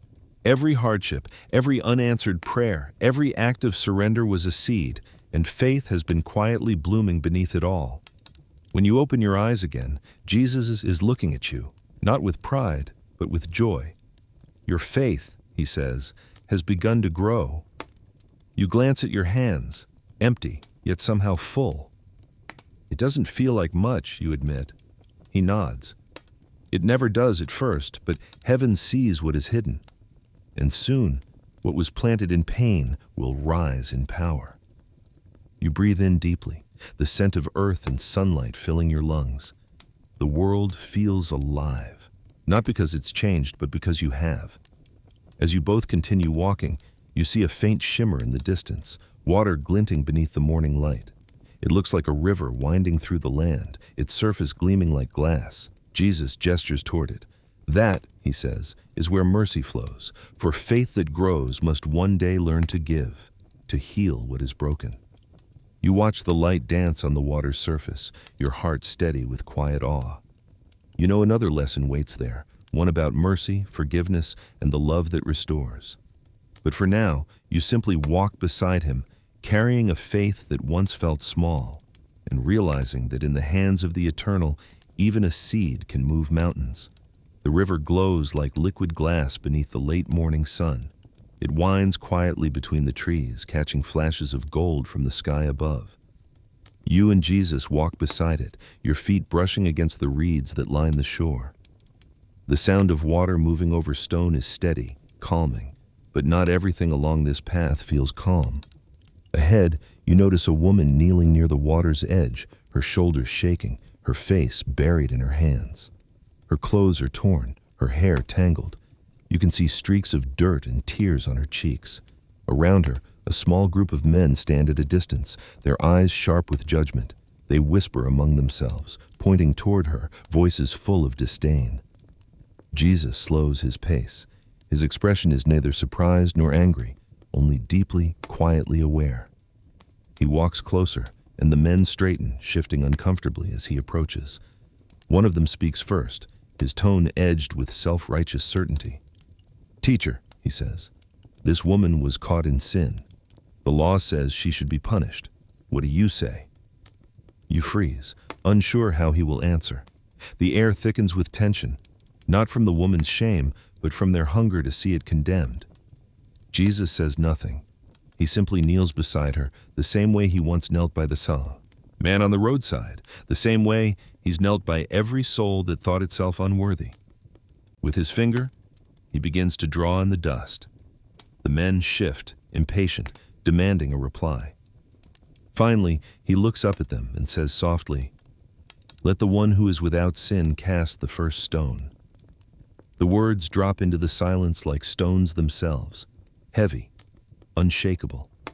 The men look at one another, their confidence faltering. One by one, they turn and walk away, their footsteps fading until the only sounds left are the river and the woman's quiet sobs. Jesus waits until the last of them is gone. Then he lifts his gaze to her and speaks with a gentleness that breaks through the air like light through fog. "Woman, where are they?" She looks around, her eyes red but wide with disbelief. "No one remains," she whispers. "Neither do I condemn you," he says. "Go and sin no more." Her tears fall again, but they're different now.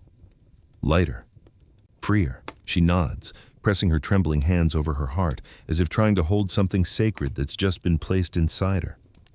You watch her rise. Her steps are slow at first, but as she walks away, you see her shoulders straighten, her face lift toward the sky.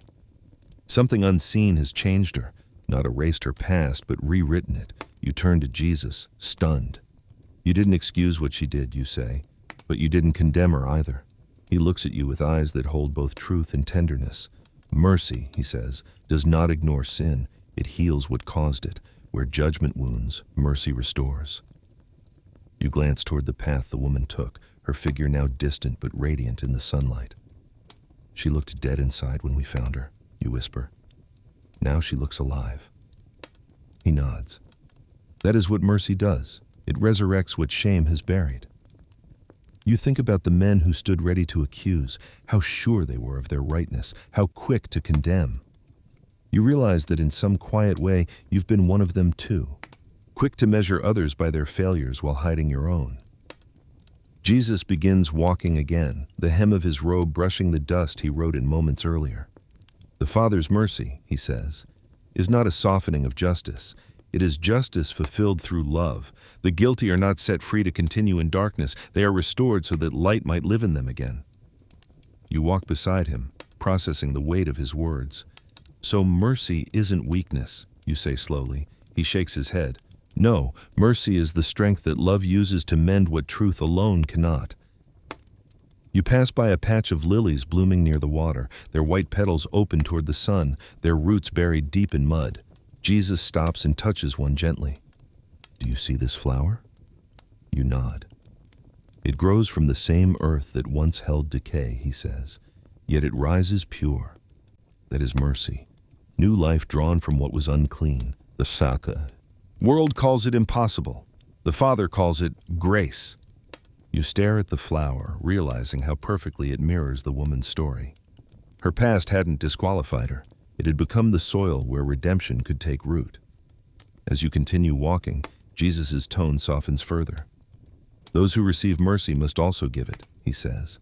"The forgiven are called to forgive. The restored are called to restore.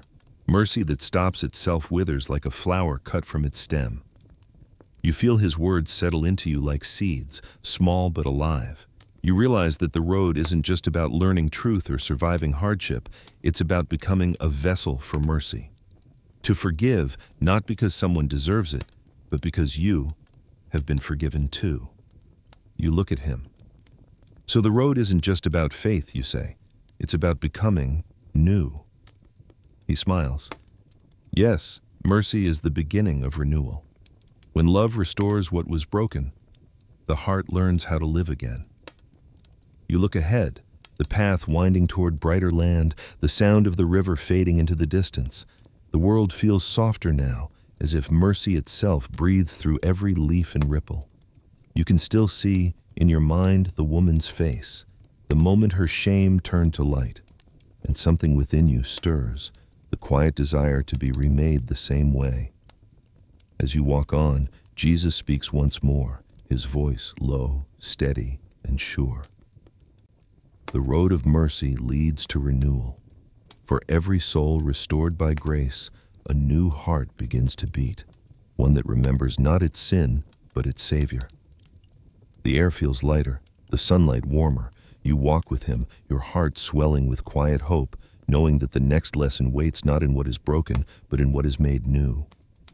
The sound of the river fades behind you as the path widens into open country. The air feels different, cleaner, sharper, alive. Every breath fills your chest like it's your first. You walk beside Jesus, and though his pace hasn't changed, something about him feels even more radiant now. The light around him doesn't just touch the world, it seems to flow through it. You feel it too, a stirring deep within, subtle at first, like wind beneath still water. The road that once felt long and heavy now feels lighter, as though each step pulls you closer not to a place, but to a presence. Jesus walks in silence for a time, then stops beneath a tall fig tree. Its branches sway gently in the breeze, scattering tiny shadows across the ground. He sits and gestures for you to join him. "Do you feel it?" he asks quietly. You nod, not sure how to describe it. "It's like something is moving inside me," you say. "Something alive." He smiles. "The Spirit," he says, "the breath of the Father. It awakens what the world made numb." You close your eyes. The wind brushes against your face, soft, steady. It feels familiar yet completely new, like something that has always been there, but hidden beneath noise and worry. You realize it isn't just the air moving around you, it's the life moving through you. Jesus continues, his voice low and full of warmth. When the Father breathes his Spirit into the heart, it does not come to visit. It comes to live. Renewal is not the painting over of what was broken, it is the birth of something entirely new. You open your eyes, feeling your pulse slow. Then the old, "It's gone?" He nods.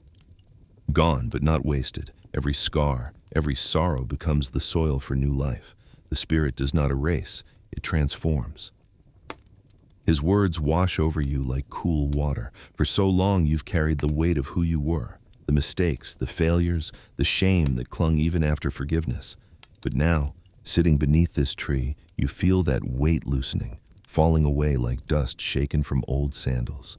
You whisper, "So this is what it feels like to begin again." Jesus looks at you, eyes bright with gentleness. "Yes," he says, "the Spirit does not make you better. It makes you new. The same power that raised me from the grave now stirs in you." You glance down at your hands, flexing your fingers as if expecting to see the change physically.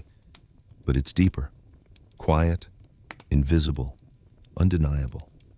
For the first time, your heart feels whole, not because it's perfect, but because it's finally his. A warm wind moves through the field, carrying the scent of wildflowers. Jesus rises and begins walking slowly. You follow. "The Spirit," he says, "is not a distant flame but the fire within. It guides, corrects, comforts, and renews, not by force, but by love." You listen carefully, the rhythm of his words aligning with your heartbeat. "But how do I know when it's the Spirit and not just my thoughts?" you ask. He smiles faintly. "The Spirit always leads toward life, never fear. It whispers peace in chaos, humility in pride, forgiveness where bitterness grows. The voice of the Father never condemns, it calls you home." You let that sink in. It's not about trying harder to be holy, it's about learning to recognize his voice in the quiet. Jesus stops near a small patch of dry earth. He kneels, digs his fingers into the soil, and lets the dirt fall slowly through his hands. "This," he says, "was once lifeless. But when the rain came, it became fertile again. The Spirit is the rain for your soul. What was once barren will bloom." You can almost see it, your heart like a field after drought, now softening under gentle rain. He looks up at you. "You've walked far," he says. "You've endured much. But now the road turns inward. Renewal begins not with what you do, but with who you become." You take a deep breath. "Who am I becoming?" His gaze meets yours. "A dwelling place," he says, a living temple where heaven and earth meet. The words make you tremble, not with fear, but awe. You realize that renewal isn't just forgiveness, it's transformation. The Spirit doesn't just restore what was lost, it recreates the soul into something eternal. You close your eyes again. The wind moves stronger now, wrapping around you, rushing through your hair and clothes like a living current. You feel it in your chest, warmth, light, and strength all at once. You can almost hear it whispering through your spirit. You are new. When the wind settles, you open your eyes. Everything looks sharper, the sky bluer, the light purer, the world more alive. But the real change isn't around you. It's within. Jesus places a hand over your heart. The Spirit has taken root, he says. You no longer walk alone. The Father is closer than breath. You nod, tears stinging your eyes. I don't deserve this, you whisper. He smiles. That is why it is grace. The moment feels still, sacred. You realize you don't need to strive anymore. You don't need to earn what has already been given. Renewal has begun, not through effort, but surrender.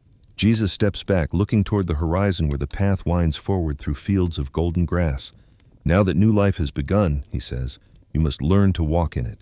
Renewal is not only the gift of the Spirit, it is the birth of a new identity. You look at him, heart steady, spirit alive. A new identity? Yes, he says. The one the Father intended before the world broke you. The one that reflects his image without fear or shame. The Spirit makes you new, but identity teaches you to live as who you truly are. The wind stirs again, softer this time, brushing your face like a promise. And as you follow him down the path, every step feels different. Lighter, freer, whole. You don't just walk beside him anymore. You walk with him, spirit within, heart renewed, and a quiet certainty that the next chapter will show you who you've become in his light. The day unfolds in gold. The air hums with warmth, alive with a stillness that feels almost holy. You walk beside Jesus through an open field, the world around you glowing as though the sun itself had drawn nearer. Everything looks different now. The sky, the earth, even the dust beneath your feet. Or maybe it isn't the world that's changed. Maybe it's you. The renewal you felt beside the fig tree hasn't faded. It burns steady, quiet, sure, like a flame that cannot be blown out. Each step feels lighter, every breath filled with peace. But now, with that peace, comes something else, a question that hums quietly in your spirit. What comes next? Jesus seems to hear it without you speaking. You've learned to receive, he says. Now you must learn to give. The light that fills you was never meant to stay hidden. You look at him, the sunlight catching his robe in soft waves of brilliance. So this light, it's not just for me? He smiles. No light exists for itself. The sun does not shine for its own glory, and neither does the soul reborn by the Spirit. You are called to walk as a child of light, to bring warmth where hearts grow cold and clarity where the world has lost its way. You let his words sink in as you walk. The idea feels both humbling and terrifying, to be light in a world so often dark. But how, you ask? I'm not like you. He stops and faces you, eyes steady, voice gentle but firm. You don't have to be me, you only have to reflect me. The moon does not create its own light, it mirrors the sun. When you live in my presence, your life will shine without striving. The truth of it lands deep. It's not about perfection, not about proving anything. It's about being near him, close enough for his light to shape your own. Jesus begins walking again, and you follow. Soon you reach a small village, simple homes, dusty roads, laughter spilling faintly from doorways. A child runs past, chasing a dog with a stick, and for a moment, you can't help but smile. The world feels alive, not because it's flawless, but because you see it now through the lens of light. Jesus stops by a well in the center of town. A group of people gathers there, weary travelers, merchants, mothers carrying jars.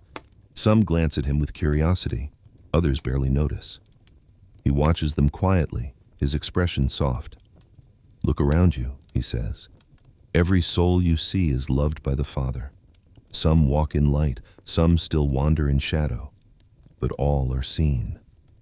You follow his gaze, watching a man struggling to lift a heavy basket. Without thinking, you step forward and help him. The man nods, surprised, and mutters his thanks before walking away.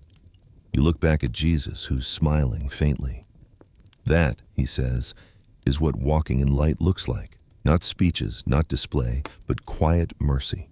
The smallest kindness carries eternal weight when done in love.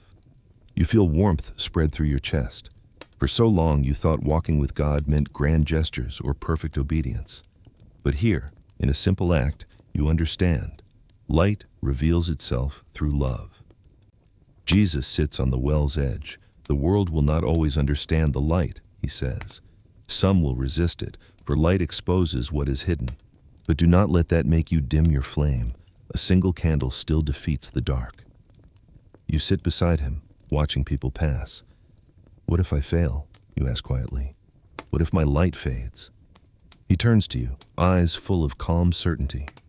The flame does not depend on you, he says. It depends on the one who lit it. Stay close to me, and the light will never go out. You nod slowly. The fear that once lived in you begins to dissolve. You realize that light isn't about effort, it's about presence. When you remain near him, even your silence can speak. After a while, he rises and looks out at the hills beyond the village. Soon, he says, others will walk beside you as those who have seen the light in your life and seek it for themselves. When that happens, do not lead them to yourself. Lead them to me. You stand, your heart steady. I don't feel worthy to lead anyone, you admit. He smiles. No one truly is, but light does not need perfection to shine, only willingness. When you walk in truth, others will find their way by your steps. That is the gift of walking in new light. The sun hangs high now, its heat resting on your skin. You look around at the faces in the village, the tired, the hopeful, the searching. You feel a stirring, the same call that once drew you to follow him. Only now, it's not just about walking with him. It's about carrying his presence into every place you step. You realize something profound. Being a child of light doesn't mean escaping the darkness. It means stepping into it without fear, knowing who goes before you. Jesus looks at you one last time before turning toward the hills. The light you carry will draw others, he says. Do not walk alone. The Father builds his kingdom not through solitary souls, but through hearts that share one flame. You watch as he begins to move forward, his figure outlined by the brilliance of the sun. You follow, your shadow stretching long behind you. Every heartbeat feels alive with purpose, every step charged with quiet joy. The village fades behind you, but the warmth lingers, the kind that spreads rather than fades. You can almost feel it reaching outward, toward the people still gathered at the well, toward others you haven't met yet. You understand now, the journey of light isn't meant to end with one traveler. It multiplies, from heart to heart, step to step, until even the darkest road begins to glow. And as you walk beside him, the path ahead opening toward a distant horizon, you feel it deep in your spirit. This is where light becomes community, where shared purpose begins to take root. The road is no longer silent. Footsteps echo alongside yours now, not just your own, but many. The path that once stretched empty through wilderness has become alive with voices, laughter, and the hum of conversation. The air carries the rhythm of belonging. The journey is no longer solitary. Jesus walks ahead, but this time he is surrounded. Men and women of all kinds follow. Fishermen, shepherds, laborers, widows, wanderers. Some walk close beside him, others trail a little behind. You can hear bits of their stories whispered between steps. Broken dreams mended, sins forgiven, burdens lifted. You glance around, struck by how different they all are. One speaks boldly, another barely whispers. One walks with strength, another limps, yet somehow the steps all fall in harmony. You realize this isn't coincidence. This is calling. Jesus slows his pace near a stretch of trees where the branches form a canopy of soft shade. He gestures for everyone to sit. The group gathers in a loose circle around him. The ground is cool beneath you. The air hums with expectation. He waits until the murmurs fade. Then, he says simply, "You were not meant to walk alone." The words fall quiet, but heavy. The crowd leans closer. "The Father did not create you for isolation," he continues. "From the beginning, love made you for fellowship, with Him and with one another. The world teaches division, pride, self-preservation. But in the kingdom, there is only one body, many parts, one mission, many hearts." You look around again. For the first time, you see not just individuals, but pieces of a greater whole. Each person carries something different, a strength, a story, a scar, and yet together it feels complete. A fisherman beside you, his hands rough and scarred from years of labor, speaks up. "But Master," he says, "we are all so different. How can we stay united?" Jesus looks at him, eyes kind. "Love," he says. "Only love. Not the kind that flatters or fades, but the kind that endures. Love that forgives, love that serves, love that listens even when it hurts to hear." He pauses, looking around the circle. The road ahead will not be easy. You will face storms, hunger, doubt. There will be moments when you are tempted to turn against one another. But remember this, the world will know you are mine, not by your strength, not by your miracles, but by your love for one another. The group falls silent. You feel his words press into the deepest part of you. Love one another, simple to hear, hard to live. Jesus reaches down, picks up a small stone and holds it in his palm. "Each of you is like this," he says. "Small alone, but together you can build a path that others may walk safely upon." Unity does not mean sameness, it means purpose shared. He hands the stone to the fisherman, who turns it over in his hand. "Then love is the mortar," the man murmurs, "that binds the stones together." Jesus smiles. "Yes," he says, "and where love binds, no darkness can divide." For a long while, no one speaks. The only sound is the rustle of wind through the trees. You watch the group, once strangers, now companions. Their eyes meet with quiet understanding. You see what he sees, not weakness, but potential. Then a woman with a kind, tired face speaks softly. "What if one of us falls behind?" she asks. "What if we grow weary?" Jesus looks at her, his tone gentle but firm. "Then you wait," he says. "You lift them. You carry their burden as your own. For when one stumbles, the whole body feels it. The road is long, but no one is left behind in my Father's house." A murmur of agreement ripples through the group. You feel something swell inside you, a sense of belonging you didn't know you needed. You've walked with Jesus, yes, but now you walk with others who love him too. You see now that the journey isn't just about personal faith, it's about shared faith, faith lived together. Jesus stands, dusting the dirt from his robe. "You have learned what it means to follow," he says. "Now learn what it means to walk together. For unity is the song of heaven made visible on earth." You rise with the others. The road stretches ahead again, winding through hills and light, alive with possibility. As you begin walking, the group naturally falls into rhythm. Someone hums softly, another joins, and soon the sound becomes a quiet chorus. Not rehearsed, not perfect, but whole. You notice how easily the strong slow down for the weary, how the loud make space for the quiet, how laughter replaces complaint. It's not that the road has become easier, it's that you're no longer walking it alone.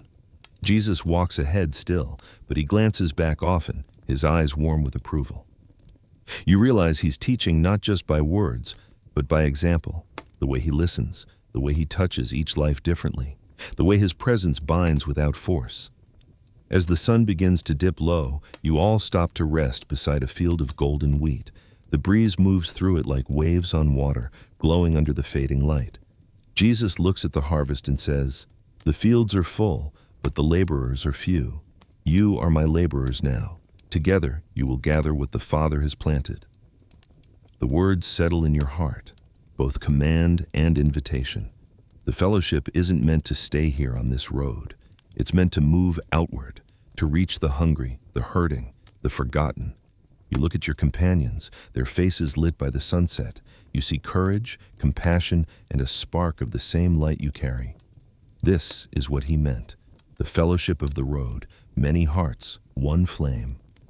Jesus watches the horizon as darkness begins to settle. His voice softens, carried by the wind. Love one another well, he says, for there are still many walking in shadow, waiting to see the light through you. The sound of his words lingers as the evening deepens, and as you sit among your newfound brothers and sisters, you understand, unity is not the end of the journey. It is the beginning of compassion that reaches beyond this circle, toward those still lost along the way. Morning comes quietly over the hills, painting the sky in soft gold and rose. The fellowship you've grown to know rests beneath the shade of olive trees, their laughter gentle, their words light. Yet Jesus stands a little apart from the group, his gaze turned toward the distant ridges. There's something in his eyes, not sorrow, but a deep, burning awareness. You've seen it before, that look when he sees beyond what anyone else can. You walk closer, the dew still clinging to your sandals. "Master," you ask, "what do you see out there?" He doesn't answer right away. Instead, he gestures toward the horizon. "There are those," he says softly, "who still wander. They've lost their way, not because they hate the light, but because they no longer remember what it looks like." You follow his gaze, though you see only hills and mist. "Do you mean people who've turned away?" you ask. He nods. Some turned away. Others were driven away, by pain, by pride, by the voices that told them they were too far gone. But the Father never stops seeking. He leaves the 99 to find the one. You know the parable. You've heard him tell it before, about the shepherd who leaves the flock to search for a single lost sheep. But now, hearing him speak it again, the story feels different. It isn't just a lesson, it's a heartbeat. Jesus turns back toward the group. "We must go," he says. "There is one who needs to be found." The others rise without hesitation. No one asks who or where. You all follow him up the hill, the sun rising behind you. The climb is steep, the rocks sharp beneath your feet, but the thought of his purpose drives you forward. You don't fully understand it, but you know this much. Where Jesus walks, life waits. Hours pass. The group spreads out, calling, searching through the hills and ravines. You move through the tall grass, the air filled with the hum of insects and the distant bleating of sheep. For a long while, there's no sign of anyone lost. Then, faintly, you hear something. A cry, weak and hoarse, somewhere down below.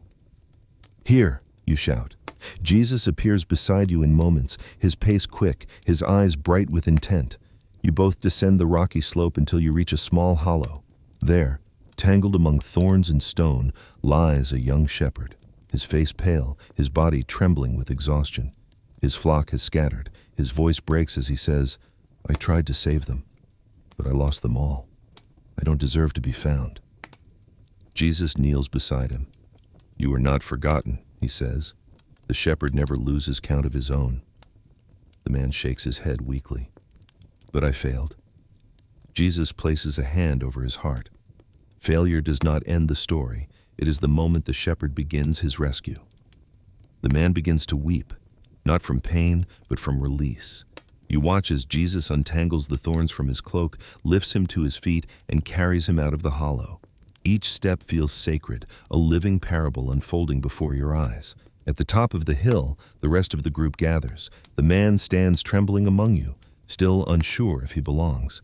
Jesus looks at the fellowship and says, "This is what the kingdom looks like, not perfection, but pursuit. Heaven rejoices more for one who was lost and found than for 99 who never strayed." You feel his words pulse through the air like light breaking open the clouds. The others begin to smile. Some even laugh softly, their faces full of warmth. The man's tears turn to quiet laughter as he realizes he's not being judged, he's being welcomed. Jesus looks at you then, and his voice lowers to something almost like a whisper. "Do you see now why we walk?" You nod slowly. "Not just to learn," you say, "but to find." He smiles. "Yes, the road is not just for the found, it's for the search. Every step you take in love becomes a path for another to return."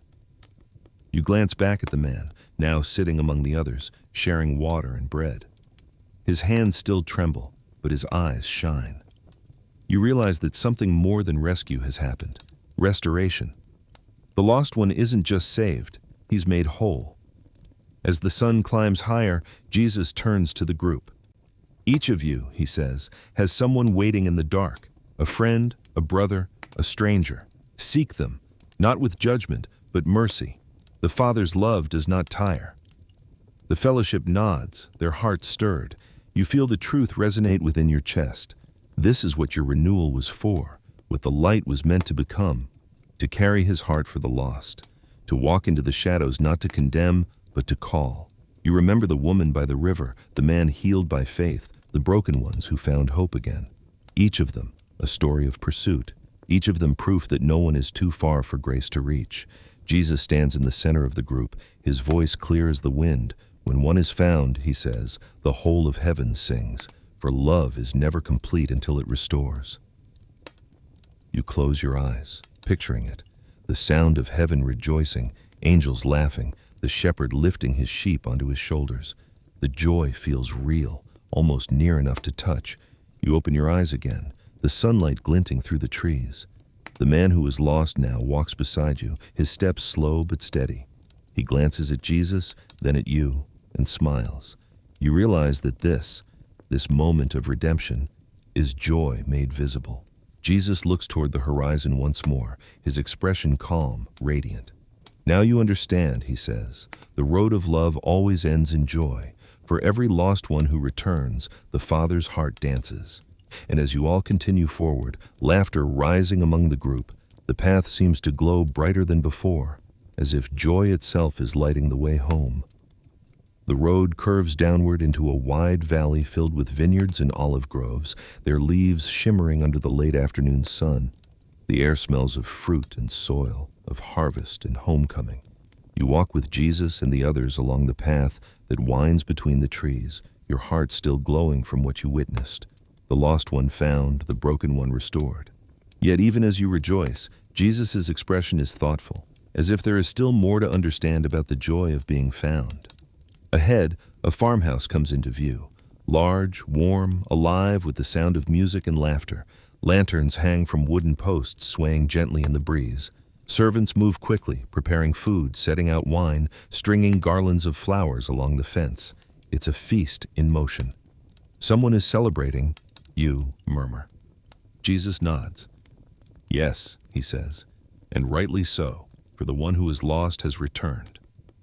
You frown, unsure what he means, until you see a figure standing near the gate, an older man, his face lined with years of both joy and grief. His eyes scan the road ahead, searching. And then, from the distance, another figure appears. A young man, thin, weary, clothes torn, steps uncertain.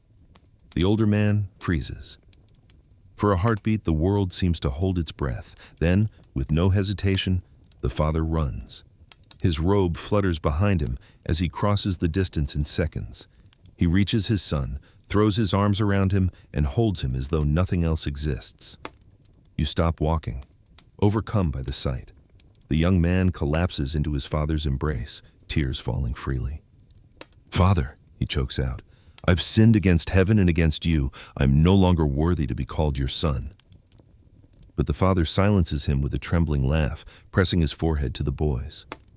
"My son was dead and is alive again," he says, voice breaking with joy. "He was lost and is found." He calls to his servants, shouting for a robe, a ring, sandals, and the fattest calf. The household bursts into motion, the air alive with music and laughter. You turn to Jesus, your throat tight. "This is the story you told," you whisper, "the prodigal son." He smiles gently.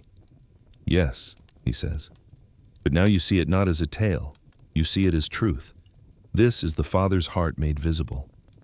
You watch the scene unfold, the son now clothed, restored, welcome to the table. The Father's joy is contagious, his laughter fills the valley. Every face around him shines with the same light, the kind that only comes when grace triumphs over shame. But not every face is joyful. From the far edge of the vineyard, another figure appears, older, stronger, his expression hard. He stops short at the sight of the feast. You can see the tension in his jaw, the disbelief in his eyes. He approaches slowly, refusing to join the celebration. "What's happening?" he demands of a servant. "Your brother has returned," the servant says, smiling. "Your father is celebrating. He's killed the fattened calf." The elder brother's face darkens.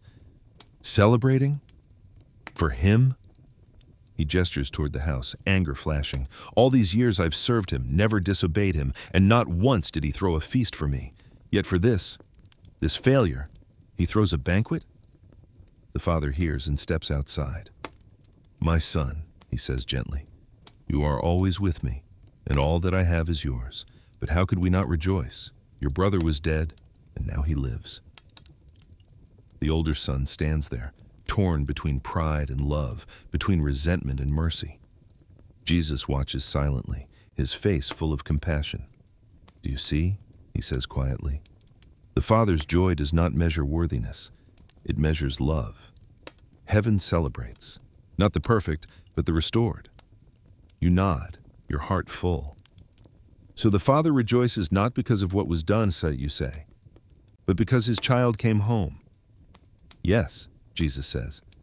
"Every return is a resurrection. The Father does not count the cost of forgiveness. He spends it freely because joy is his nature." You turn back to the house. The music grows louder. Laughter spills into the fields. The smell of roasted meat drifts through the air, mingled with the sweetness of wine. The prodigal's face glows with disbelief and gratitude, his father never letting go of his hand. You realize that joy like this isn't just happiness, it's redemption in motion, a love that refuses to let guilt write the final chapter. Jesus steps closer to you. "Remember this," he says softly. "When one soul returns to the Father, heaven does not whisper, it sings, the angels dance, the stars shine brighter, for love has won again." You close your eyes for a moment, imagining it, the sound of heaven celebrating, not with polite applause, but with thunderous rejoicing, the kind of joy that shakes eternity itself. When you open your eyes, the scene still plays before you. The father and son laugh together under the fading light. The elder brother watches from a distance, his expression softening slowly, as if the warmth of grace is reaching him too. You whisper, "I never knew joy could look like this." Jesus smiles. This is the joy of the Father, not a feeling, but a feast. Every act of mercy ends in celebration, for love always finds its way home. As the first stars appear above the vineyard, the music continues, rising like a hymn through the valley. The firelight flickers across the faces of those gathered, the once lost, the once ashamed, now laughing, alive, embraced. Jesus looks at you, his voice low, steady, filled with the same joy that fills the air. "Now," he says, "you have seen the Father's heart. Go and share this joy. The world is full of prodigals waiting for someone to welcome them home." You nod, your spirit burning with purpose. The sound of celebration lingers as you and Jesus step once more onto the road, the light of the feast glowing behind you, and ahead, the call of heaven's joy waiting to be shared. The echoes of laughter and music still linger in the air long after you and Jesus leave the vineyard behind. The night is quiet now, soft and deep, with stars scattered like promises across the sky. The road stretches ahead, dimly lit by moonlight, and the joy of what you just witnessed, the Father's embrace, the Son's return, the feast of grace, still burns inside you like a living flame. Jesus walks beside you in silence for a while, his steps steady, his presence calm. But there's a new weight to the moment, not heaviness, but purpose, the kind of stillness that comes before a command. Finally, he speaks. "You have seen much," he says. "You have walked far, learned what it means to be found, forgiven, renewed. But now comes the truest part of the journey, to tell others what you have seen." You glance at him, surprised. "Tell others?" He nods. "Yes. The light within you was never meant to stay hidden. Faith that remains silent is like fire without warmth. It burns, but it does not spread. The Father's love grows through witness." You stop walking, looking out at the empty road ahead. "But what can I say?" you ask. I'm no teacher. I don't have your wisdom or your power. I only have what I've seen, what I've felt. Jesus looks at you, the faintest smile on his face, and that is enough. Speak not with eloquence, but with truth. Tell of mercy, tell of grace, tell of how light found you in the dark. The Father uses willing hearts, not perfect ones. His words strike deep, not as burden, but as invitation.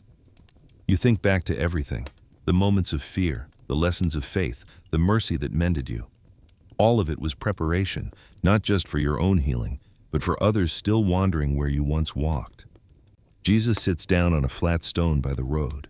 You sit beside him, and the silence between you feels sacred. He picks up a handful of dust and lets it sift through his fingers. The world is full of fields like this, he says. Dry soil waiting for rain, hearts waiting for the story of hope. Your words are seeds.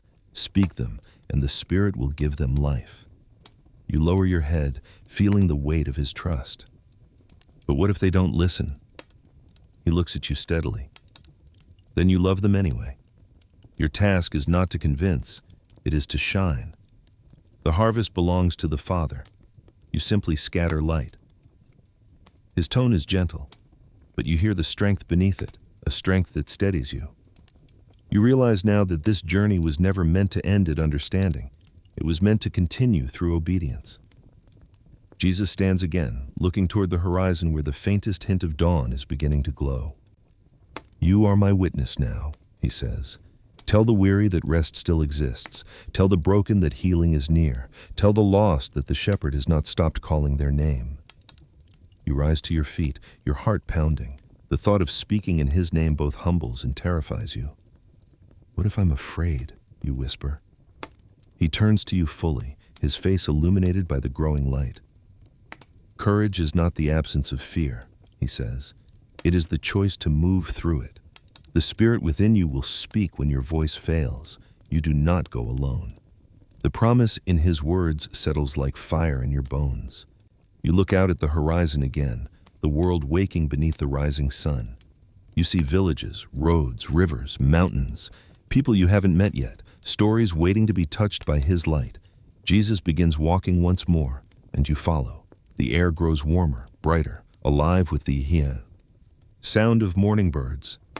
He speaks again, his tone almost tender. When you speak, he says, do not preach only with words. Let your kindness tell the story. Let your patience, your forgiveness, your peace be the language of heaven. You nod slowly. So witnessing isn't just speaking, it's living. He smiles. Exactly. The most powerful testimony is not shouted, it is shown. When love becomes your way of being, every step becomes a sermon. You think back on your journey, the moments you wanted to quit, the storms that nearly broke you, the grace that carried you through. Every piece of it, you realize, is part of the story you've been given to share. Not as perfection, but as proof that redemption is real. Jesus stops once more and looks at you, his expression soft but firm.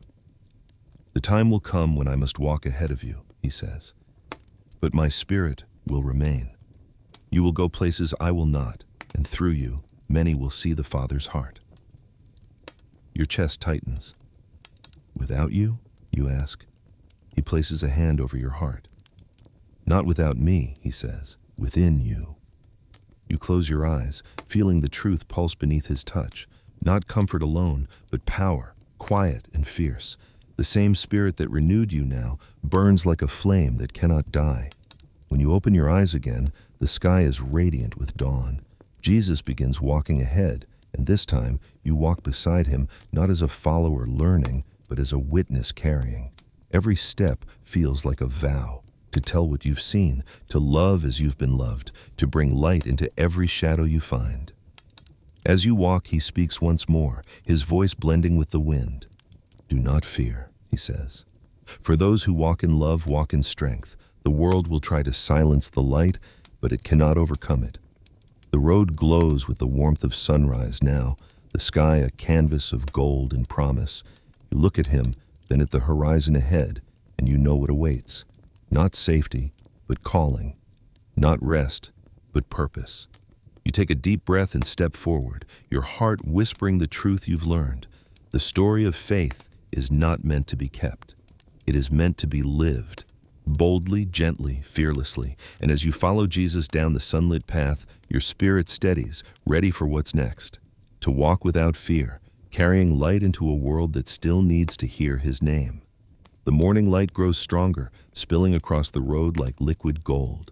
You walk beside Jesus, the warmth of his words from before still echoing in your heart. You do not go alone.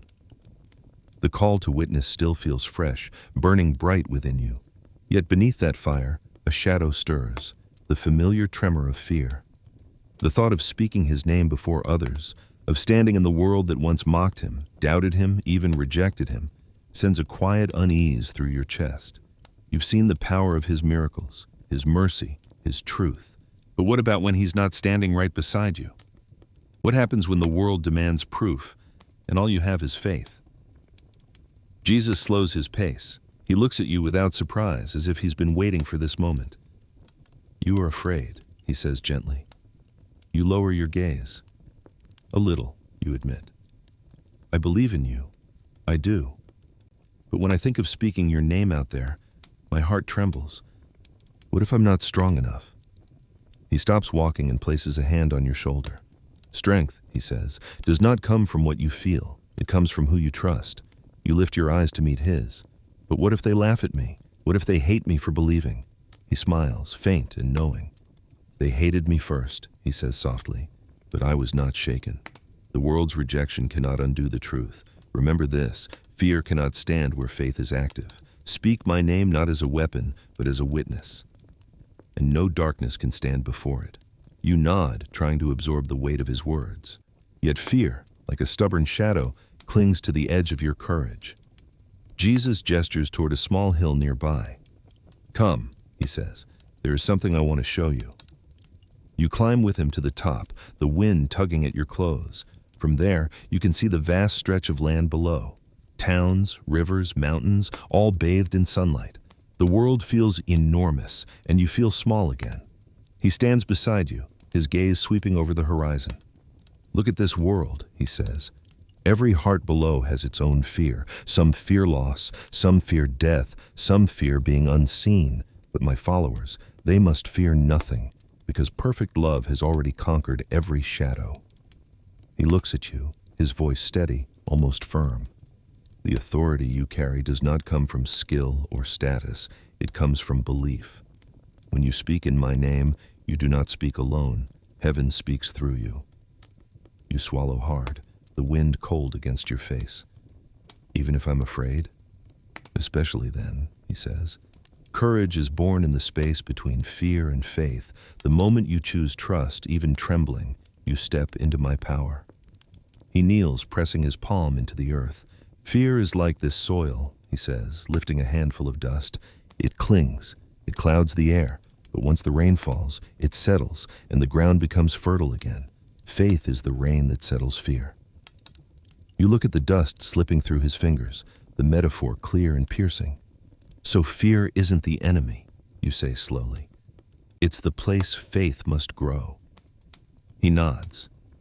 Yes, the one who never fears never trusts deeply, but the one who fears and still obeys, that heart is unshakable. You let out a breath, a quiet laugh of disbelief. Then I guess I've been afraid enough to trust deeply, you say. Jesus chuckles softly, the sound warm. And now you must walk boldly. When you speak my name over sickness, over sorrow, over darkness, you do not hope it will work. You believe. Authority is not in volume or display. It is in conviction.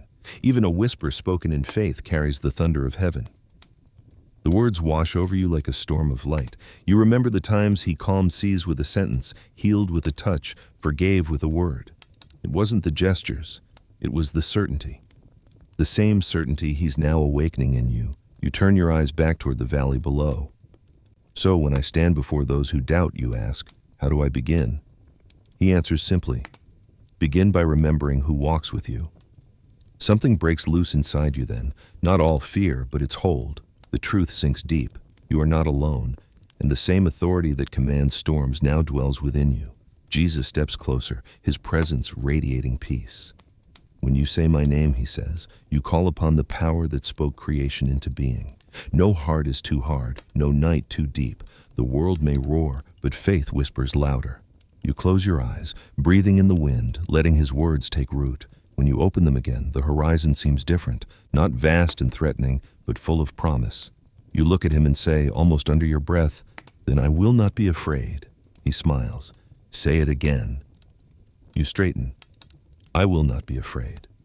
"Louder," he says. You raise your voice, letting the wind carry it. "I will not be afraid." The hills echo back the sound, strong and alive.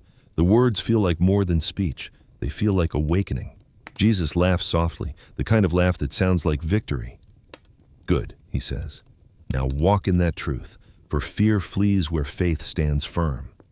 As you descend the hill, the wind at your back, you feel lighter than you have in days. The authority he spoke of is no longer an idea. It's alive in you. You realize courage isn't the absence of trembling, it's the decision to move forward anyway. Jesus walks ahead, his shadow stretching long across the path. "Now," he says, glancing over his shoulder, "let's walk this road as those who believe, not just in words, but in life itself. For faith is not meant for moments of wonder, but for every ordinary step that follows." And as the day unfolds into brilliance, you know deep within, this fearless faith isn't just for the mountaintop. It's meant for the quiet roads ahead, where belief must become your daily way of walking. The next morning breaks soft and golden, the kind of dawn that doesn't shout but whispers. You wake to the sound of the wind brushing through the olive trees, the earth warm beneath you, the sky stretching wide above. Jesus is already awake, sitting quietly a few steps away, watching the horizon. His presence feels both near and eternal, like he's part of the sunrise itself. You stand, brushing dust from your robe, and walk toward him. He doesn't speak right away.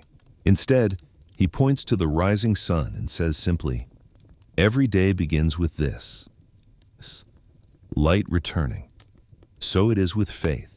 It must rise anew each morning." You sit beside him, feeling the warmth on your face. Faith feels easier in moments like this, you admit. When you're here, when the world feels still. But when the noise returns, when the road gets long again, it's harder to hold on. Jesus nods slowly, eyes still on the sun. "That is why faith must become rhythm," he says. "Not a moment you visit, but a life you live." You let his words settle, the truth unfolding in their simplicity. So it's not about feeling strong every day. He shakes his head, smiling faintly. No, it's about choosing to walk even when strength feels small. The Father delights not in perfection, but in persistence. Each sunrise is his reminder. The journey continues. You look at your feet, dusty and worn from the miles already walked. "Sometimes," you say quietly, "I thought faith meant mountaintops and miracles, but lately, it feels like steady steps and small prayers." He turns toward you, his expression full of warmth. "And that," he says, "is the truest faith of all. The miracle of endurance is greater than the moment of glory. To rise again each morning and whisper, 'I will follow,' even when the road is familiar, that is where heaven is revealed." He stands, brushing the dust from his hands. "Come," he says, "walk with me." You follow him down the path, the day unfolding in its simple rhythm. The road is quiet today. No crowds, no healings, no great signs. Just the sound of your footsteps and the rustle of wind in the trees. Yet somehow it feels sacred. Every disciple, Jesus says as you walk, must learn the beauty of the ordinary road. Great faith is not built in noise, but in the quiet choice to keep walking when no one watches. You nod slowly, thinking of the days when you've prayed without answer, when obedience felt unnoticed. So even the unseen days matter? He smiles. Especially those. The Father sees every step, every sigh, every small act of love.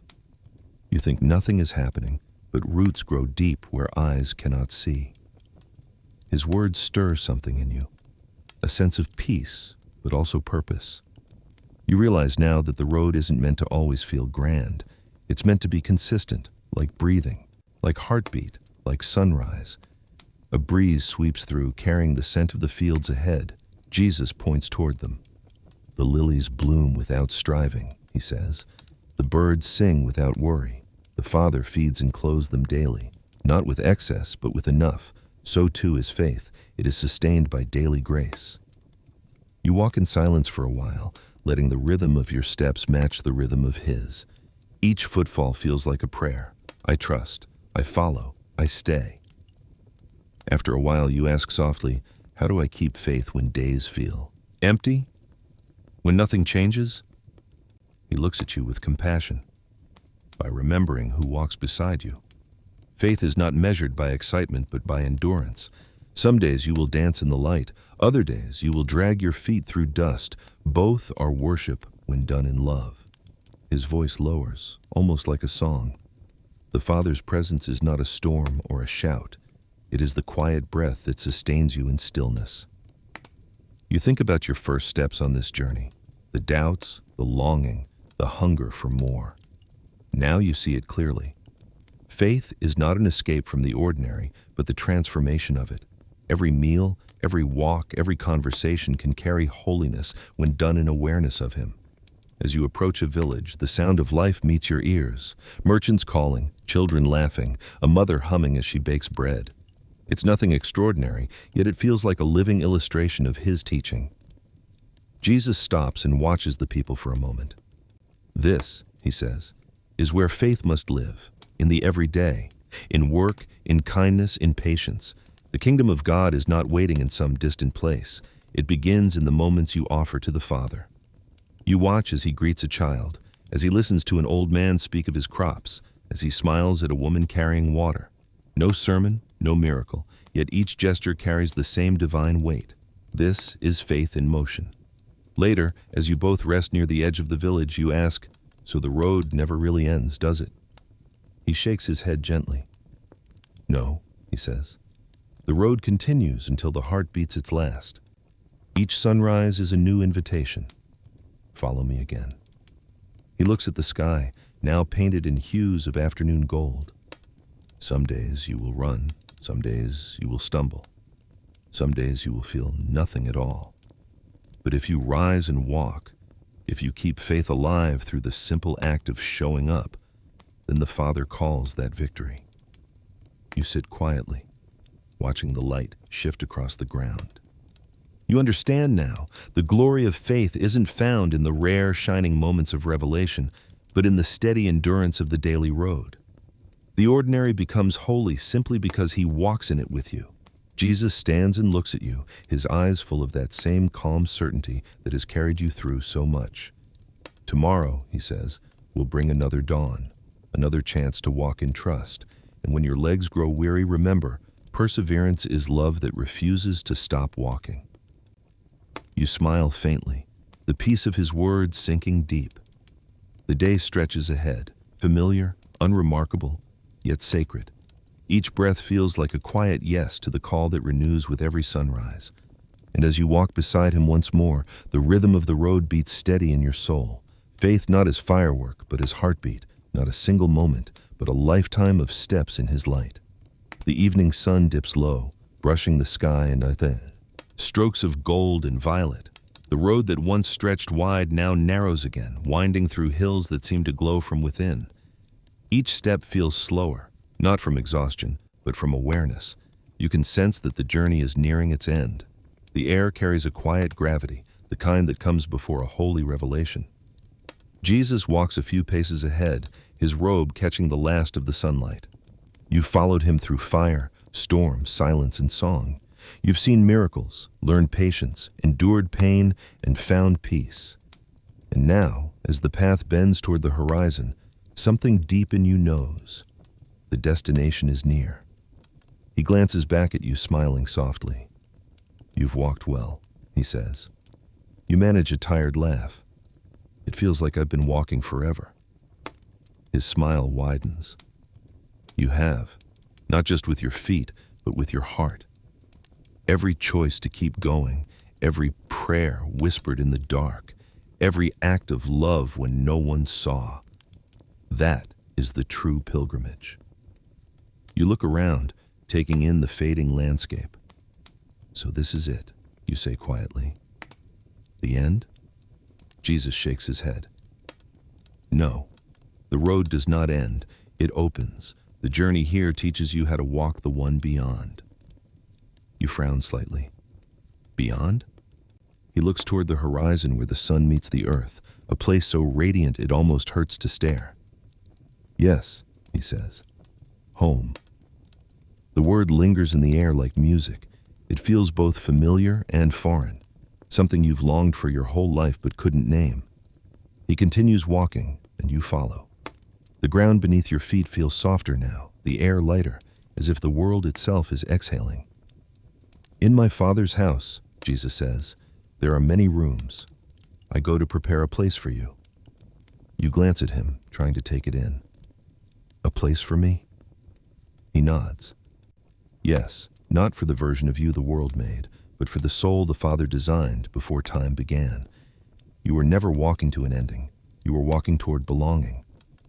The words sink deep, stirring something you hadn't realized was still restless inside you. Belonging, not to a place, but to someone. As you walk, the sky deepens into twilight, stars beginning to pierce through like diamonds scattered across velvet. The air hums with quiet life, the rustle of wind through grass, the soft song of distant streams. Everything feels alive, awake, waiting. You turn to Jesus. You've been speaking of the Father's house since the beginning, you say softly. But what is it really like? He smiles, the kind of smile that holds mystery and promise all at once. It is not like the homes of earth, he says. It is not built of stone or wood. It is built of light, the same light that first spoke the stars into being. There, every wound becomes whole. Every tear is remembered and redeemed. There is no shadow, for love fills all. You close your eyes, imagining it. A place with no fear, distance, no loss, only peace that breathes and joy that never ends. And you'll be there, you whisper. He stops walking then, turning to you fully. Always, he says, the Father and I are one. Where I am, you will also be. The road was never to leave me. It was to learn how to live with me forever. A quiet awe fills you. For so long, you thought this journey was about reaching a destination, learning, enduring, changing. But now you understand. Every step was training your heart for eternity. Faith wasn't just the path, it was the preparation for home. Jesus sits down on a rock overlooking the valley below, where small villages flicker like candles in the dark. You sit beside him, the cool evening air brushing your skin. The road has been long, he says gently, but each step mattered. Every act of love, every moment of forgiveness, every prayer whispered in faith. They built something eternal. The Father has seen it all. You look at him, your voice soft. It's strange. I thought coming home would feel like rest, but it feels alive. He nods. Because home is not stillness, it's completion. The soul finally being where it was meant to be. The stars above shimmer brighter now, their reflection mirrored in his eyes. Do you remember, he says, when I first called you on the road? You smile faintly. Yes. I didn't even understand why I followed. He chuckles softly. You followed because your spirit recognized my voice before your mind did. That is faith, hearing home calling before you've seen it. You breathe deeply, letting the truth settle in your bones. The journey suddenly makes perfect sense. The pain, the lessons, the endless walking. All of it was leading to this moment of understanding. You were never wandering aimlessly. You were being guided. He rises, offering his hand to help you up. The Father's house is not far, he says. But before we reach it, you must see what your faith has built. You take his hand. The moment your fingers touch his, warmth floods through you. Not just through your body, but your spirit. The fatigue fades, replaced by a strength that feels ancient and eternal. As you walk again, the road begins to glow faintly beneath your feet, light rippling through the stones. The air hums, vibrant and alive. You realize this is what happens when heaven begins to draw near. Jesus looks at you one last time, his voice soft but sure. The long road was never punishment, he says. It was the shaping of your soul for glory. The Father's house is open, the table is set, the door is waiting for you. You look ahead, and for the first time you see it, a radiance on the horizon, not blinding, but beckoning.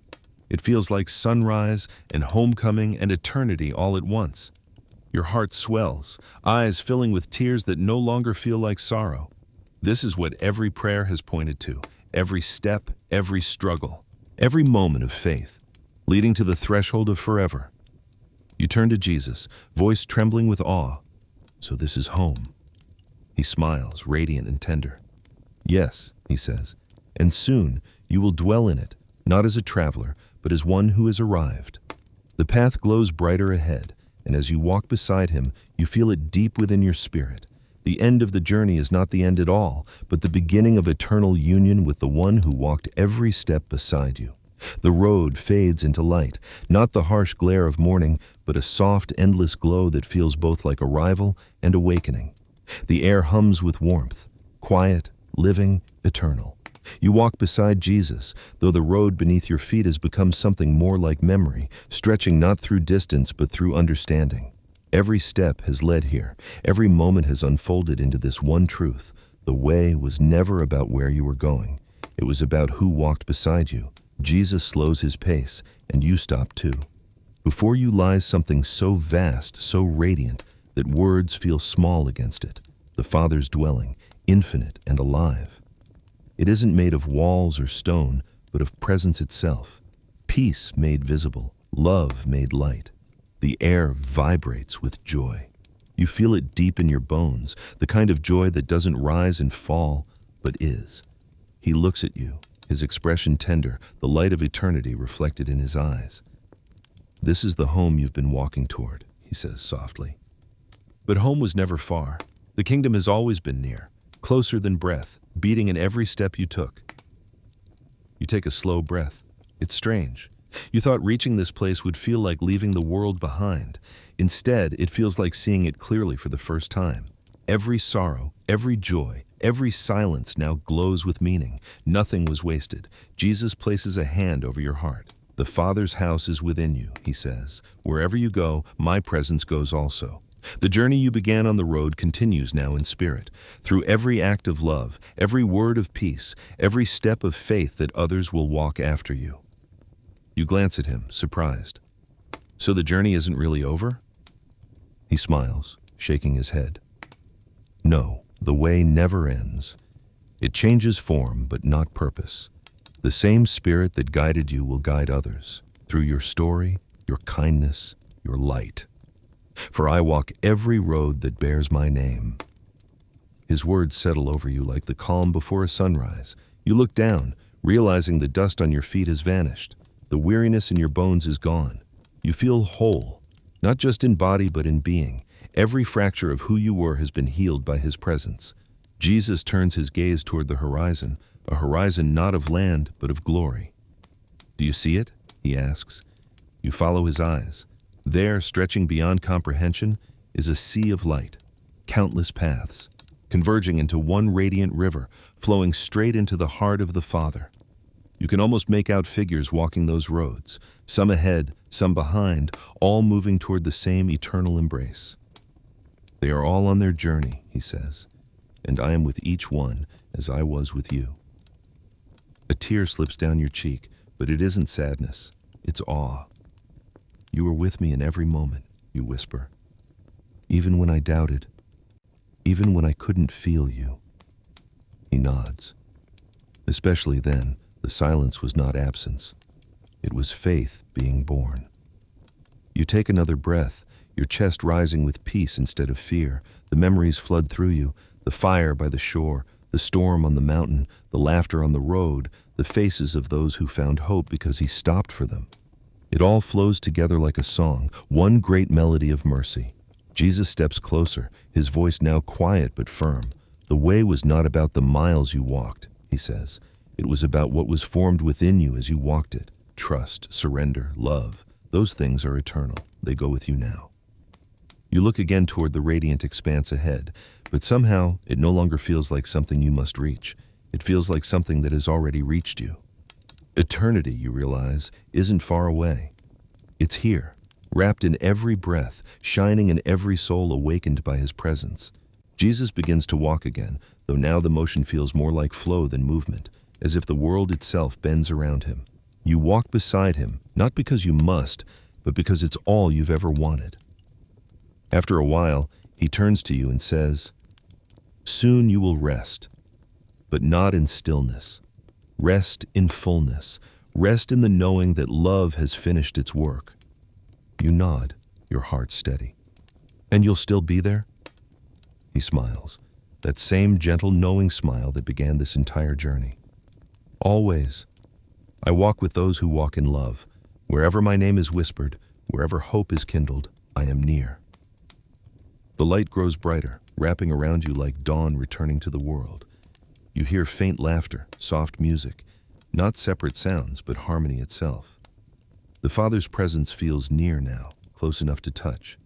You take one last look at Jesus, unable to speak. Gratitude fills you beyond words. He touches your shoulder, eyes bright with both joy and peace. "Well done," he says. "You have walked the road faithfully. Now walk no longer to earn, but to enjoy. The journey has led you home, and yet I walk beside you still." His words echo through your soul like eternity unfolding.